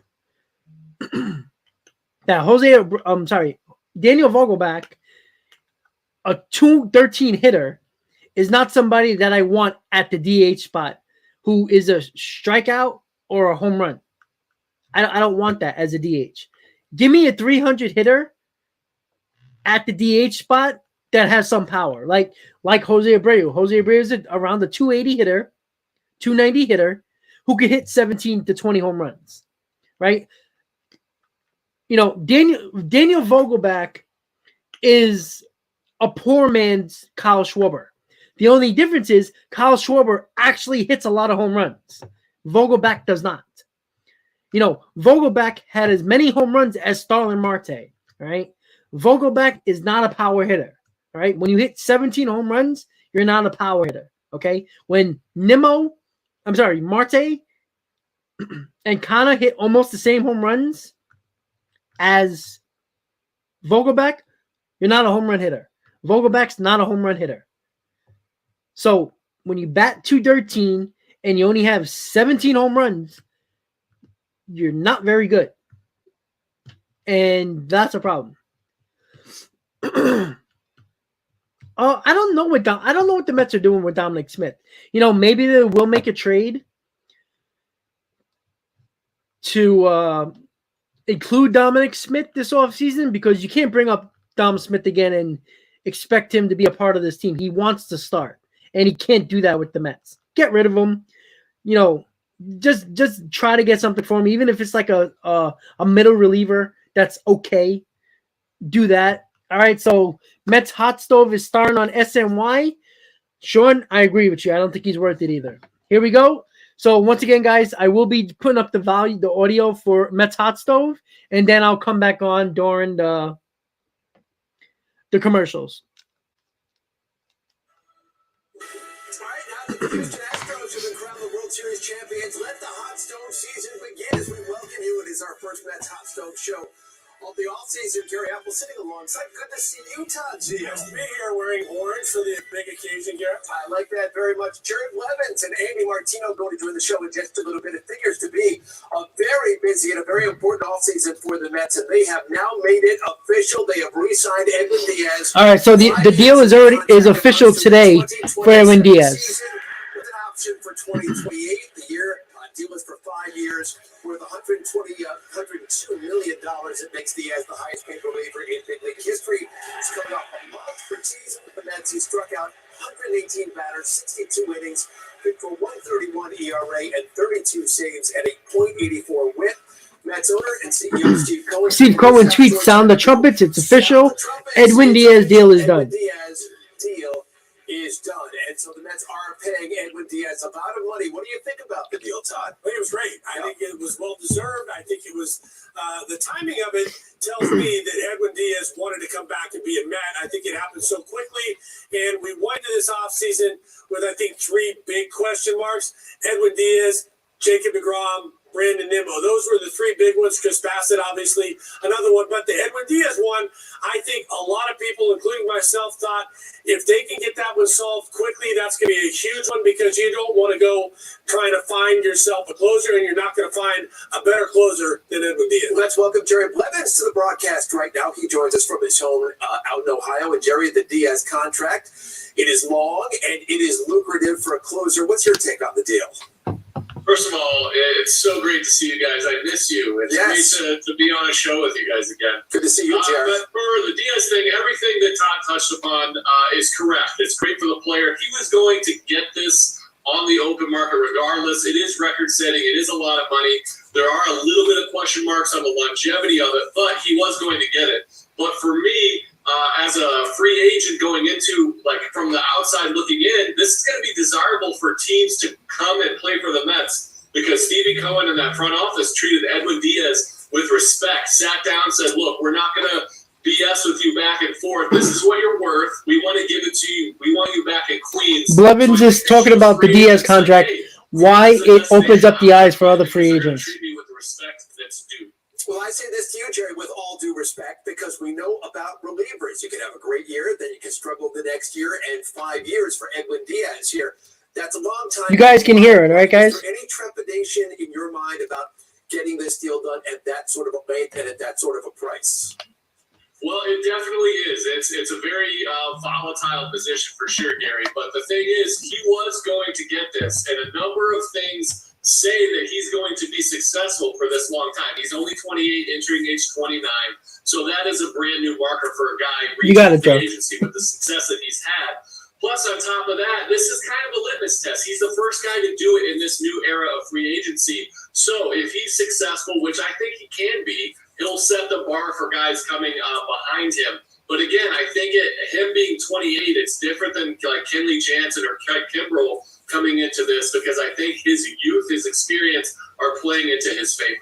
Well, the Mets needed to have Edwin Diaz back, and he is coming back. So that's really good news for the Mets and for the fan base. There is another piece of bullpen news on this night. Billy Eppler announcing a short time ago that the Mets have declined their mutual option on Michael Gibbons out of the bullpen. And now that Edwin Diaz back in the fold for the Mets, the question is here, is Jacob deGrom going to follow suit? Jacob opting out of his contract with the Mets. He could be looking for a deal that would top Max Scherzer's 3-year, $130 million deal. That averages to a little bit over $43 million per season. Both the Braves and the Rangers, they have been mentioned as potential landing spots for deGrom if he does not re-sign with the Mets. As for Billy Eppler, he said yesterday, and he said it again today, that he and deGrom's agent, they have been in touch, and so the communications there, they are open. Todd, what do you think the Mets should do, and how do you think they should proceed when it comes to Jacob deGrom? Look, I think they're going to proceed with aggressiveness. I think they're going to try to find a way to keep Jacob deGrom in Queens, a homegrown guy, best pitcher on the planet,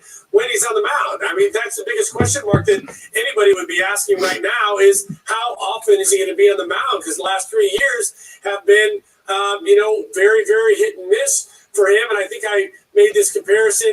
Only 38 times he's impacted a baseball game in Queens over the last 3 seasons. That's not a lot of opportunity to get out there to show why he's the best pitcher in baseball. And then you go to Max, and I think it is going to take Max Scherzer money. I think it may take an extra year on top of that. I don't think they could go to 5 years. Granted, he's 34, Max was 37, and that's a 3-year split. But Max had continued to pitch effectively all the way up through that age 37 year and still got more starts this season. So I think it's going to take a lot. I think it's going to be Max type money. I don't think they can go more than 4 years, but I think they're going to do what they can to try to keep Jake here in Queens. Yeah, I think you're right on a number of issues, Todd, as usual.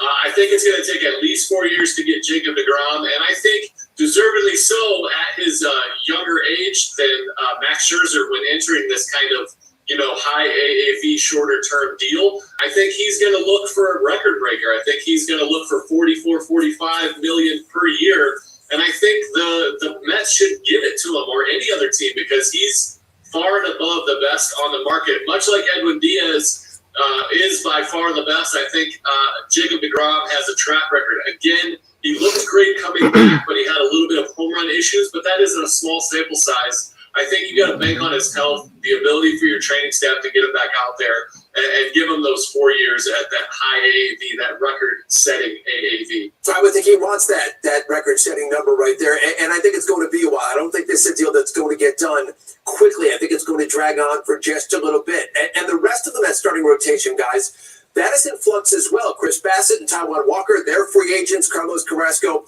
he's got a club option that is likely to be picked up. But, Todd, what about those 3 guys? Do you want them all back? Talking about Bassett, Walker, and Carrasco. Those 3. Look, I'm a little greedy when it comes to this, I think. And just the reason being is because I liked all three of those guys. I think it's a no-brainer almost to pick up Carrasco's option. I think he's going to be back. So then you look at Bassett and Walker. I like both of them, I think, for depth. And if one thing we learned this season is you think you have a whole lot of pitching. They went into spring training thinking that they not only had a great rotation, but depth to go with it. And all of that depth came into play this season with Jake going down early, with Tyler McGill coming into play. Taijuan Walker and Chris Bassett could be considered the two most consistent guys on that in that staff. And so you want to have that consistency and that backup and that depth. And I think one more thing that maybe makes this even more, urgent for me, if you will, is that Tyler McGill, I think coming back off the injury this year, did not impress me to say, hey, he's ready to jump right back into the rotation and be that guy he was in the first few starts of the season. I think the league's catching up to him a little bit, and I think he's still got a lot of upside, but I think he's not the guy that you can say, hey, plug him into that number 4 spot. I agree with Carrasco. Picking up his option seems like a no-brainer to me, but I also thought that about Michael Gibbons, given how much open space they have at the back end of that bullpen. I thought that would be picked up as well. But I think personally that Chris Bassett and Taijuan Walker might have priced themselves out of what the Mets are looking for, especially if they go for DeGrom and Nimmo. I think Bassett is well deserving of a good deal, even though he's a little bit older. And I think Taijuan Walker, in his youth and his consistency, I think there's going to be some other suitors out there. They're going to give them more than what I think the Mets should be willing to do. So as I would love to see all three of those guys back in a Mets uniform, I think 2 of those 3 might have to find their just due elsewhere in the league. So I think they're going to find other cities. It is worth noting here, guys, if the Mets do look outside the organization, there are some intriguing names on the free agent starting pitching market, and that includes Carlos Rodon, who I think will be on the Mets' radar, and Justin Verlander as well. So we're just getting going here. All right, guys, so that's the commercial. So we heard a little bit about, I do think Walker and Bassett are going to price themselves out, because I don't think the Mets are willing to go to the price range that Bassett and Walker might want. And I think Bassett's comments and the way he pitched at the end of the year scares the hell out of me. And Walker has been consistent. He was good for us, but I think he's going to, him being young, he might get a 4-year deal. And I don't know if the Mets are willing to do that. I think the Mets are more focused on trying to keep DeGrom and getting Carlos Rodon. If you get Carlos Rodon and Jacob DeGrom, then you can, have some fun with like a guy like Tyler Anderson and make McGill and Peterson fight for the number 5 spot. I think that makes sense as well. You also heard the fact what Blevins said, that Jacob DeGrom is probably looking for a 4-year deal. I think the Mets, if they really do want to keep Jacob DeGrom, they might give him that 4th year, even though they're not necessarily want to give it to him. But if they really want to keep him, they'll give him that 4th year. And 4 years, $200 million, yeah, I would think so. I think the Mets would do that, to be honest with you. But we'll see. And there is some Trea Turner news really quick. Give me a second.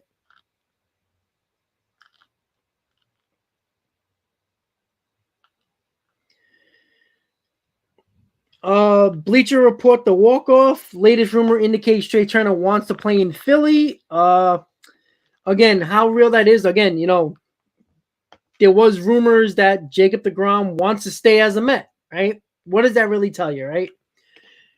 We'll see. Again, Jonathan, who's a Phillies fan, said about Trea Turner, and Harper, they were best friends, so you never know. We'll see. I think the Mets need to do everything they can to get Trea Turner. Again, it is up to Trea Turner. The Phillies do have the money. We'll see. But I think the Mets need to go all in on Trea Turner. I think he's a dynamic player that, look, you can't have these guys go to your division rivals. You can't do that. We saw that with Wheeler. We saw that with d'Arnaud. You can't let that happen. It's going to hurt you more than it will help you. And I think keeping him away from Philly is important. And I think that's why the Mets are. And the Mets have been eyeing Trea Turner for at least a year now. So I think they're going to make a huge offer for Trea Turner. I don't think they're going to mess around. And I do think when Steve Cohen wants something, and it's clear, Steve Cohen wants Trea Turner. If that happens, I think the Mets can get it done. All right, Hot Stove is back. With an option for 2028, 5-year deal with $102 million, it makes Diaz the highest paid reliever in big league history. Jeffrey, probably signing Devers, trying to extend him. I think they're going to lose Bogarts. I'm not sure what the Boston Red Sox are going to do, to be honest. All right, here comes Eppler, guys. About that. Why was it important for the Mets to lock up Diaz so quickly, and how did that come together through the month of October? Yeah, I mean, it was a conversation that started, over a week ago. We wanted to see about bringing him back. I mean, he was a very impactful player for us this season. Somebody that, was very locked down. And, I think everybody kind of, felt pretty good when he came running into the game. And so to be able to bring somebody back with his level of impact, the tools, the character, kind of all the combination, everything came together, and I'm glad we could do it. And I, appreciate him being willing to, kind of forego free agency. I don't know technically if that actually happened because he did become a free agent. Yeah. We had the material terms of this wrapped up, over the weekend. Now, a less resolved situation, obviously, is Jacob deGrom. You were answering questions about this already this week, but do you think that you'll leave here with any clearer picture of how deGrom's free agency will play out, both in terms of timing and whether you're going to be able to retain him? Any more clarity than you had when you arrived at the meetings here? Perhaps. I've continued to stay in touch with Steve Feldman, his agent, and so maybe there'll be a little bit more clarity, but they know where we stand. And like I was saying yesterday, one thing we made a commitment to do was just to stay in communication with each other and make sure that we were very transparent through the process. You met with the agent in person here. I've talked with him on the phone. Yeah. With Brandon Nimmo, obviously another priority. That's a situation that seems like it could play out over some time. There'll clearly be a lot of interest in him because he's such a good player. Do you have to operate on parallel tracks in terms of making sure you're covered in center field and in the outfield? Do you have to pursue Brandon while also pursuing and maintaining interest in other outfielders at the same time? And how do you manage that balance? Yeah, one of the reasons for signing Marte last year was the fact that he was a very high caliber center fielder, so we could move him into center field if necessary. We'd love to have Brandon back. We'll have to see how that ultimately plays out. Talking with Scott a number of times, Scott Boras, his agent, he knows how we feel, and even similar like with Jake, telling Brandon in person during the season, I'd like to see if something can happen here. So as your catching situation, is Francisco Alvarez going to be competing for a job as one of your catchers in spring training? Do you expect to begin the season with Anito and McCann still as your combo, or will Alvarez have the chance to push himself into that mix for the beginning of the season? Yeah, I mean, it's still, at this stage of the season, really hard to kind of forecast what this roster is going to look like as we get towards spring training. I'll say, as our roster is constructed now, and with some of the, positional flexibility that players like Yorme and specifically Jeff McNeil bring, that could open up the possibility that we could even carry 3 catchers if we wanted to. If we did that, that would be that one of them's going to take some at-bats as well. Just kind of really want to preserve as much optionality as possible. We'll see what the next couple of months has in store. All right, Andy and Billy, we thank you both. I do think Francisco Alvarez and his status for next season going to be a front and center topic come spring training. And by the way, you can join fellow Met fans at the Queens Baseball Convention. It is presented by I will be at the Queens Baseball Convention on December 3rd. It features special guests Bartolo Colon, R.A. Dickey, and Howard Johnson, plus live discussions and interactions with SNY's Mets Pod and Mets Hot Stove panels. For tickets, you can visit queensbaseballconvention.com. And we got more to come here on our show, Scott. All right, guys. So you heard Billy Eppler talk about Brandon Nimmo, talk about Jacob deGrom. Both kept open lines of communication. They're talking about those guys. They talked about Michael Givens and everything like that. So I wanted to bring up some about Michael. your comment makes absolutely no sense. Cohen is going to spend like crazy. He spent $110 million last year, which was a ton of money, and he's probably going to surpass that, even if he wants to bring back all the players like Nimmo and DeGrom and Bassett and Walker is going to cost over that easily. So he is going to spend money, and probably a ton of that. The Turner interest isn't lip service. That doesn't make sense. This is not the Wilpon Mets that just throw out rumors there just to make the Mets fans get excited, and then they go bargain basement diving for players. This is not that team, right? Nobody, I can assure you, Michael, you didn't believe that the Mets were going to sign Scherzer, but guess what? They did. And it comes back to the fact that the Mets will be in on Trea Turner because there's been multiple reports saying that the Mets have had internal talks for about a year now about Trea Turner getting into,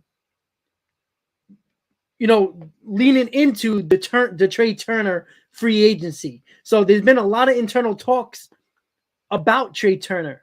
And again, Trea Turner is versatile enough. Trea Turner is dynamic and athletic enough to play many different positions, and that would be perfect for the Mets, especially if they don't want to give $100+ million to Brandon Nimmo. Makes sense. And you heard Billy Eppler says the reason why they got Starling Marte because he is a dynamic center fielder. Yes, he's older, but he is still one of the better center fielders. He was still very good at Oakland. That's why the Mets signed him. Everybody thought they signed Marte to move Brandon Nimmo out of center field. So it's not the end of the world losing Brandon Nimmo because you have Starling Marte who can play center field, and then right field is open for, hey, you never know, right? There's a lot of options out there. There's Aaron Judge. There's possibility of Michael Conforto, even Trea Turner. Trea Turner could play the outfield. There's an option with that as well. And I do think, I'm telling you tomorrow, guys, when I go live for MLB Free Agent Frenzy, you're going to hear a lot of chatter about the Mets and Trea Turner. I'm telling you that right now. Giovanni, I agree. I think he's going to get over 20. He's going to get closer to $25 million per year. And I don't think the Mets should do that. All right, guys, so here we go. They're going to talk about Brandon Nimmo right now on Hot Stove.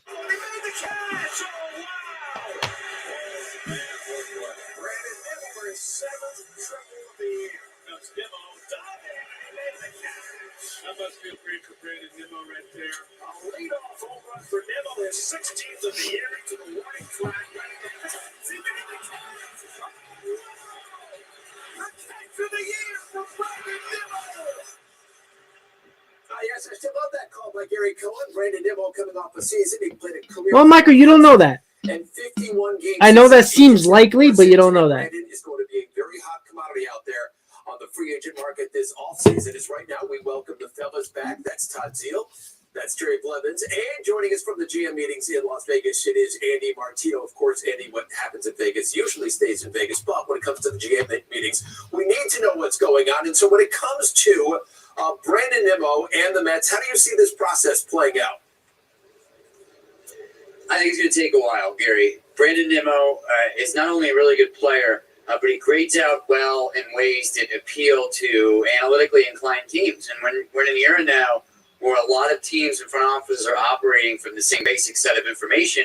When you have a guy who gets on base, when you have a guy whose defensive metrics have been vastly improved by his positioning, things like that, you're going to have half the teams in the league looking at the same data and saying, hey, that's a guy that we would like. So I think it's going to take a while for Boris and Nimmo to sort through all that interest. Not ideal for the Mets, obviously, because they'd like to have some certainty there. This is going to be a big contract. I certainly think he's going to get more than $100 million. So whether the Mets are going to spend that money on him or not will determine a lot of other things that they may or may not do. But I just don't think it's going to be that easy. Boris is a guy who can be comfortable taking a player deep into the offseason, obviously. And Nimmo specifically, as I said, will appeal to lots of teams in the same ways. All right, Todd, when it comes to Brandon Nimmo, where does he stack up on your priority list? Personally, he stacks up high on my priority list. I've been very clear about this for a long time. I'm a big fan of Nimmo's. I think as a homegrown guy that's continued to improve. I think he's going to be north of the 100, as Andy said. And I think, realistically speaking, that's what he deserves. He's not an old free agent. He's got plenty of youth still left with him. But I think one of the things that's going to really set him apart, or has started to set him apart, is something he said to me this spring that's just resonated with me. As he's gotten older, he's learned to play smarter, not harder. And that, to me, makes a difference, because if you're talking about giving a guy over $100 million, you're talking about 5 years. If you're talking about 5 years, you want a guy that's going to stay on the field. And he's obviously had that knock against him in the past. 151 games this year. He's a guy that takes care of his body. He stays in great shape. He wants to be out there. And he's continued to improve in all facets of the game. So I think he's a high priority. But to Andy's point, I don't think it's going to be a very good process. I wish the Mets were able to say, hey, we really want you. Let's come sign you, kind of like they did with Diaz. But I think Boras is much different when it comes to that. And they're going to wait and see what's out there. For me, as painful as it is for me to say this, I don't think he's a top priority for me. I would love him to be back in the Mets. He's one of my favorite players to watch play baseball. He's one of the best people I've ever met on a baseball field, just as far as a human being goes.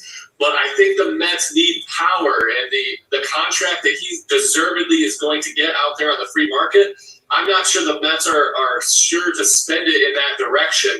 I think they need production from the left side. I think they can save some money on a guy like Jock Peterson and then invest that surplus on a guy like Jacob deGrom, where they really need it to properly contend. They need a better number two than they're going to need Jacob deGrom or Carlos Rodon. I think the money's better spent from the left side there. I still think Brandon Nimmo might be a Met, and I would love to see him play, but I think he's going to find a better suitor for his talents out there. I thought it was telling when Andy spoke with Billy Eppler in our best block that Billy said, hey, and when we signed Starling Marte, we knew he could play center field. And so that's an option here. They know they can move him over if they do not sign Brandon Nimmo this offseason. Andy, I want to ask you about guys like Trea Turner and Aaron Judge. We know they're out there. Are they realistic possibilities for the Mets this offseason? Judge, I don't think so. Gary, I think that's in a different category where the Mets and the Yankees are just not really messing with each other's guys right now, and that may play into it. Also, with Lindor's contract being what it is, I don't see an appetite for the Mets necessarily to add another huge long-term 8, 9, 10-year deal like that. The same could go for Trea Turner, although I have heard in the Mets organization over the course of the last couple of months, like, the sense of being intrigued by Turner. I mean, obviously, you watch the guy play. He's so fast. He's such a good defender, such a good hitter. Very few things that he doesn't do really well. So he appeals to them. But I think, to call it realistic, I think they first have to see Jacob deGrom go elsewhere and maybe Nimmo go elsewhere. Then the Mets all of a sudden have a lot of money to play with. But I don't see them wanting to go deep into the $300 million in payroll, which is what it would take to do all of those players. If you add like a Turner or something like that. Understandable. Those are going to be high-ticket guys. We're not finished yet here on Mets Hot. Still the Mets. All right, so we heard a little bit about Turner. We heard about Nimmo. We're all not surprised by that. I know I see a lot of people in the comments talking about Michael Conforto. The only way I would bring back Michael Conforto if it's on a 1-year deal, and it could be a good signing, and it could be just taking a flyer on Conforto. And worst case scenario, he can be your right fielder, and the best case scenario, he could be a right fielder with power, or worst case scenario, he could be a complete disaster like he was in his walk year. So I think there's a lot to look at with that too. Again, but that Michael Conforto situation is probably something you'll see in January, probably. If I don't think Michael Conforto is going to sign until all the other top-notch outfielders are taken off, like Nimmo. That's when you're going to hear more about Michael Conforto. Because there's no teams that are just going to say, okay, we're going to sign Michael Conforto just like that. Right? That's about it. So there's a lot to actually think about when it comes to that. Again, the same thing with Brandon Nimmo. Again, I don't know, it's very telling what Eppler said. When they signed Marte, they saw Marte as the center fielder. It was up to Buck Showalter to move Marte. If it was up to Billy Eppler, he would have probably put Nimmo in right field and Marte in center field. Boogie, I don't think Jock Peterson's a waste of money. Again, if you want that DH type of hitter, I think Jose Abreu is more of a better situation, a DH situation for the Mets than Jock Peterson, in my opinion. Scully, Carlos Rodon, I think is going to be on the top of the list for the Mets pitching wise. Obviously Jacob deGrom is 1 and Carlos Rodon is 2 for sure. But there is a lot to go into, and that we'll get into that a lot more tomorrow during MLB Free Agent Frenzy live tomorrow. So day 1 of free agency is officially tomorrow, and at 4:30 I'll be live right here on the channel going over every little detail that we have, every rumor that we're hearing, everything. So this is almost the end of Mets Hot Stove Live. Let's listen up to Buck to the end of the show. Finalist for the National League Manager of the Year, along with Brian Snitker of the Braves and Dave Roberts of the Dodgers. Buck looking to win the award for the 4th time in his career. So was the Braves and the Mets battling for the division all season long. And then the Philadelphia Phillies out of nowhere get in as a wild card, and they go all the way to the World Series. So as we begin this hot stove season, Jerry, I begin with you. Where do you see the National League East at the moment as we go into this offseason? Yeah, I think Atlanta has done nothing but stay on top. They're missing Dansby Swanson as a free agent, but there's plenty of really talented shortstops if they miss out on Dansby to bring in. So it goes them. Then I think the New York Mets are number 2 with the holes that they have at free agency, and then the Phillies right behind. Yeah, I agree with Jerry on that ranking. The Mets are better than the Phillies. The Phillies deserve all the credit in the world for getting hot when they did. So I guess technically you have to put them over the Mets right now in our power rankings because they did make the World Series. But the Braves are the class of the division, one of the best teams in the league, set up to be like that for a long time. The Mets are an organization going in a very good direction and are right behind it right now, I think. And I think for that reason, Andy, I put the Mets and the Braves dead heat. I think both of them are high-quality teams. I think it's a 1 and a 1A. I think the Phillies are a step behind them. But I do think, to your point, Jerry, Dansby Swanson is more than just going to be a missing piece. He is like losing Lindor to this team, and that's tough to replace. So I think that could be an issue to watch. All right, by the way, the Braves just traded Jake Odorizzi to the Rangers for left-handed pitcher Colby Allard. So that came down just a couple of moments ago. And so that's going to do it for us, our first hot shot. All right, there you go. The first MLB Mets Hot Stove of the season. And, yeah, I don't think Ruff is going to be on this team, Giovanni. I think the Mets are going to probably put him in some type of trade just to get rid of that type of player. Ruff is not going to be on this Mets team next year. Yeah, we're not getting Haniger's probably not an option. Turner, yes. Swanson, no. And Abreu is realistic, though. He is very realistic for that DH. But again, there's no reason to keep Ruff. I'm just letting you know that now. There's probably not going to be that type of intrigue to keep Ruff at all. Yes. Well, Mullet, I mean, let's be honest. You were the same Philly fans bitching and moaning for the majority of the season how bad the Phillies were, right? You were ready to kick Nick Castellanos out of Philly, and then all of a sudden you love him again, all right? Listen, the Phillies got hot at the right time. That doesn't make you the best team in the NL East. It just doesn't. You are the same team that was terrible in the first half. You are. Right? There's no doubt about it. Your bullpen was basically the same. They just pitched better. And let's be honest, Brogdon is going to still be Brogdon. Alvarado is still going to be wild. You guys got hot at the right time. The same way the Braves got hot at the right time last year. The same way the Dodgers got hot at the right time in 2020. The same thing like the Nationals. It's not about being the best team. Let's be honest.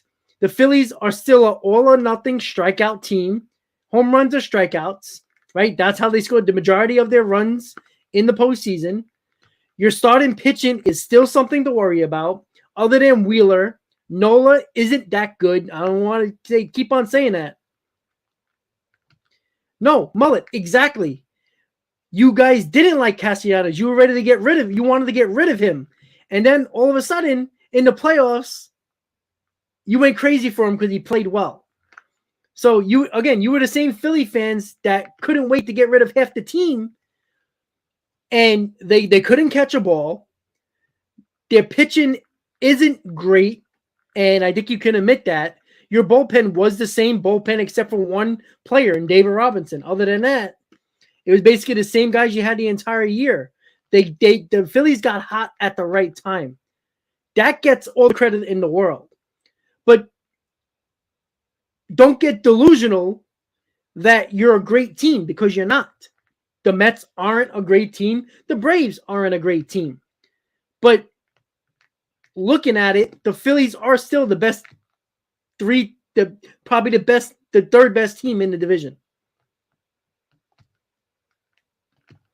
Mullet, no.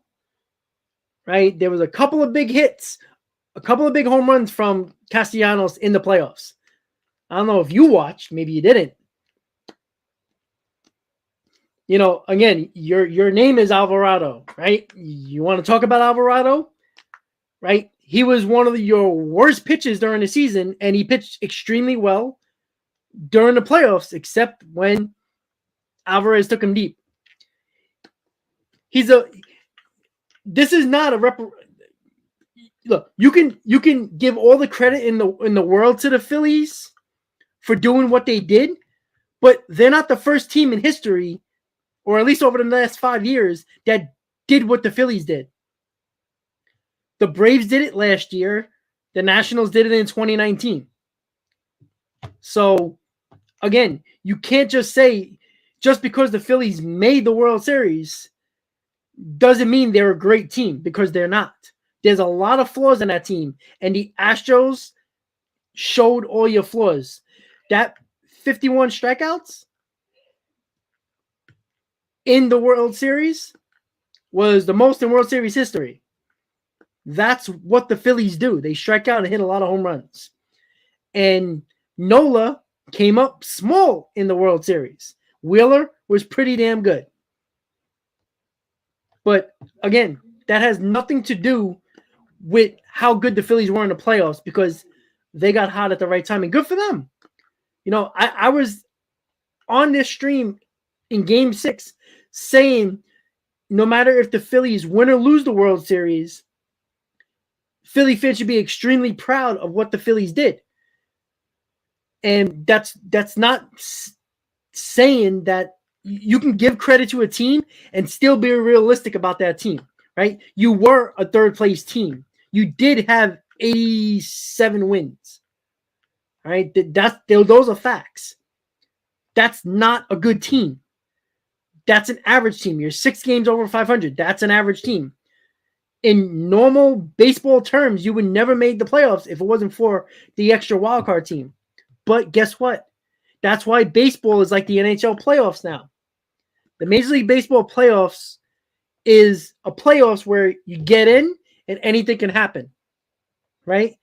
Every subpar team in the National League beat the better teams in the league. That's not saying that those teams are better, because we know the Padres aren't better than the Mets. We know the Phillies weren't better than the Braves.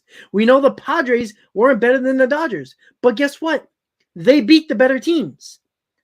That's what happens in playoff series nowadays.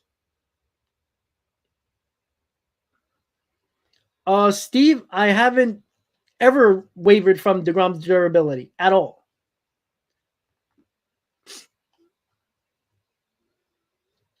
With DeGrom durability, DeGrom isn't durable, because every time when you expect the Mets to make him throw 7 innings, 100 pitches, they took him out early. And it came down to the fact that they were worried about him getting hurt because they wanted him for the quote-unquote playoffs. I can't give a guy 4 years, $200 million and not throw him out there and pitch every time I need that 7 or 8 innings. I don't want to worry about, oh, well, we have to save him for the playoffs. The hell with that. You're paying a guy $50 million a year.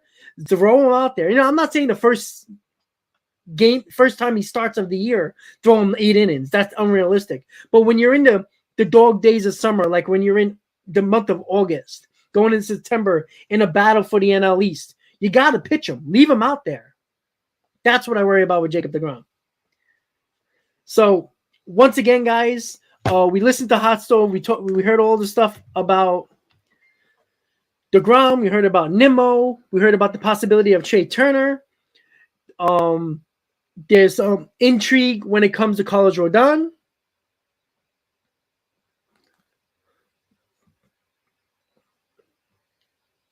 Well, yeah, Joe, yeah, exactly. I agree with you. But again, nobody that is realistic can tell you that the Phillies were a great team. Just because they made the World Series doesn't mean you completely forget about the fact that they were terrible in the first half. And just because they made the World Series this year doesn't mean that they're going to be the team that you've seen in the World Series in 2023. We don't know that, right? Can anybody say that the 88-win World Series champion Braves played 13 games better this year, right? They made the same jump, almost the same jump as the Mets record-wise. So you can't predict that, right? All year, all we heard was the Dodgers are making the World Series, right? Because they won 111 games, right? And they couldn't score a run against the Padres in the NLDS. So, again, too many people focus on the record. Too many people focus on the roster and says, my team's better than yours, right? Philly fans are already saying it. They're already in the stream saying it. Philly fans are already saying, oh, the Phillies are a great team. They're better than the Mets or the Braves. No, they're not. They just went on a run. What happened to the Nationals after 2019? Right? The Braves, right, won the World Series in 2021. They didn't even get to the championship series. Nobody can say that the Braves are a bad team or worse than the Phillies. The Phillies got hot at the right time. That's it. That's a fact, right? That same Phillies offense that couldn't get out of their own way for the majority of the year, they got hot in the playoffs. That same bullpen that sucked the majority of the year pitched better in the second half. Does that mean Brogdon is all of a sudden a great reliever? No. Does that mean Alvarado is a great reliever? No. It's just they got hot at the right time. And people need to realize the fact that just get into the playoffs. That's it. That's the way baseball is now. That's the NHL is that way. Just make the playoffs and anything can happen. That's the mentality that every fan base got to have. Dodger fans came on my stream, and there's two guys that always ran on the stream, Hype and JD, who always said, oh, I don't even know why we're playing the playoffs. The Dodgers are going to make the World Series, and what happened? No, okay, if they didn't love Castellanos, that's fine. But at the end of the day, you have to admit the Phillies aren't a great team. They just got hot at the right time. That's the whole idea, buddy. That's what I'm trying to say. And same thing with the Brave fans last year. The Brave fans came into this year like they were the greatest thing since sliced bread. They weren't. Right? You can probably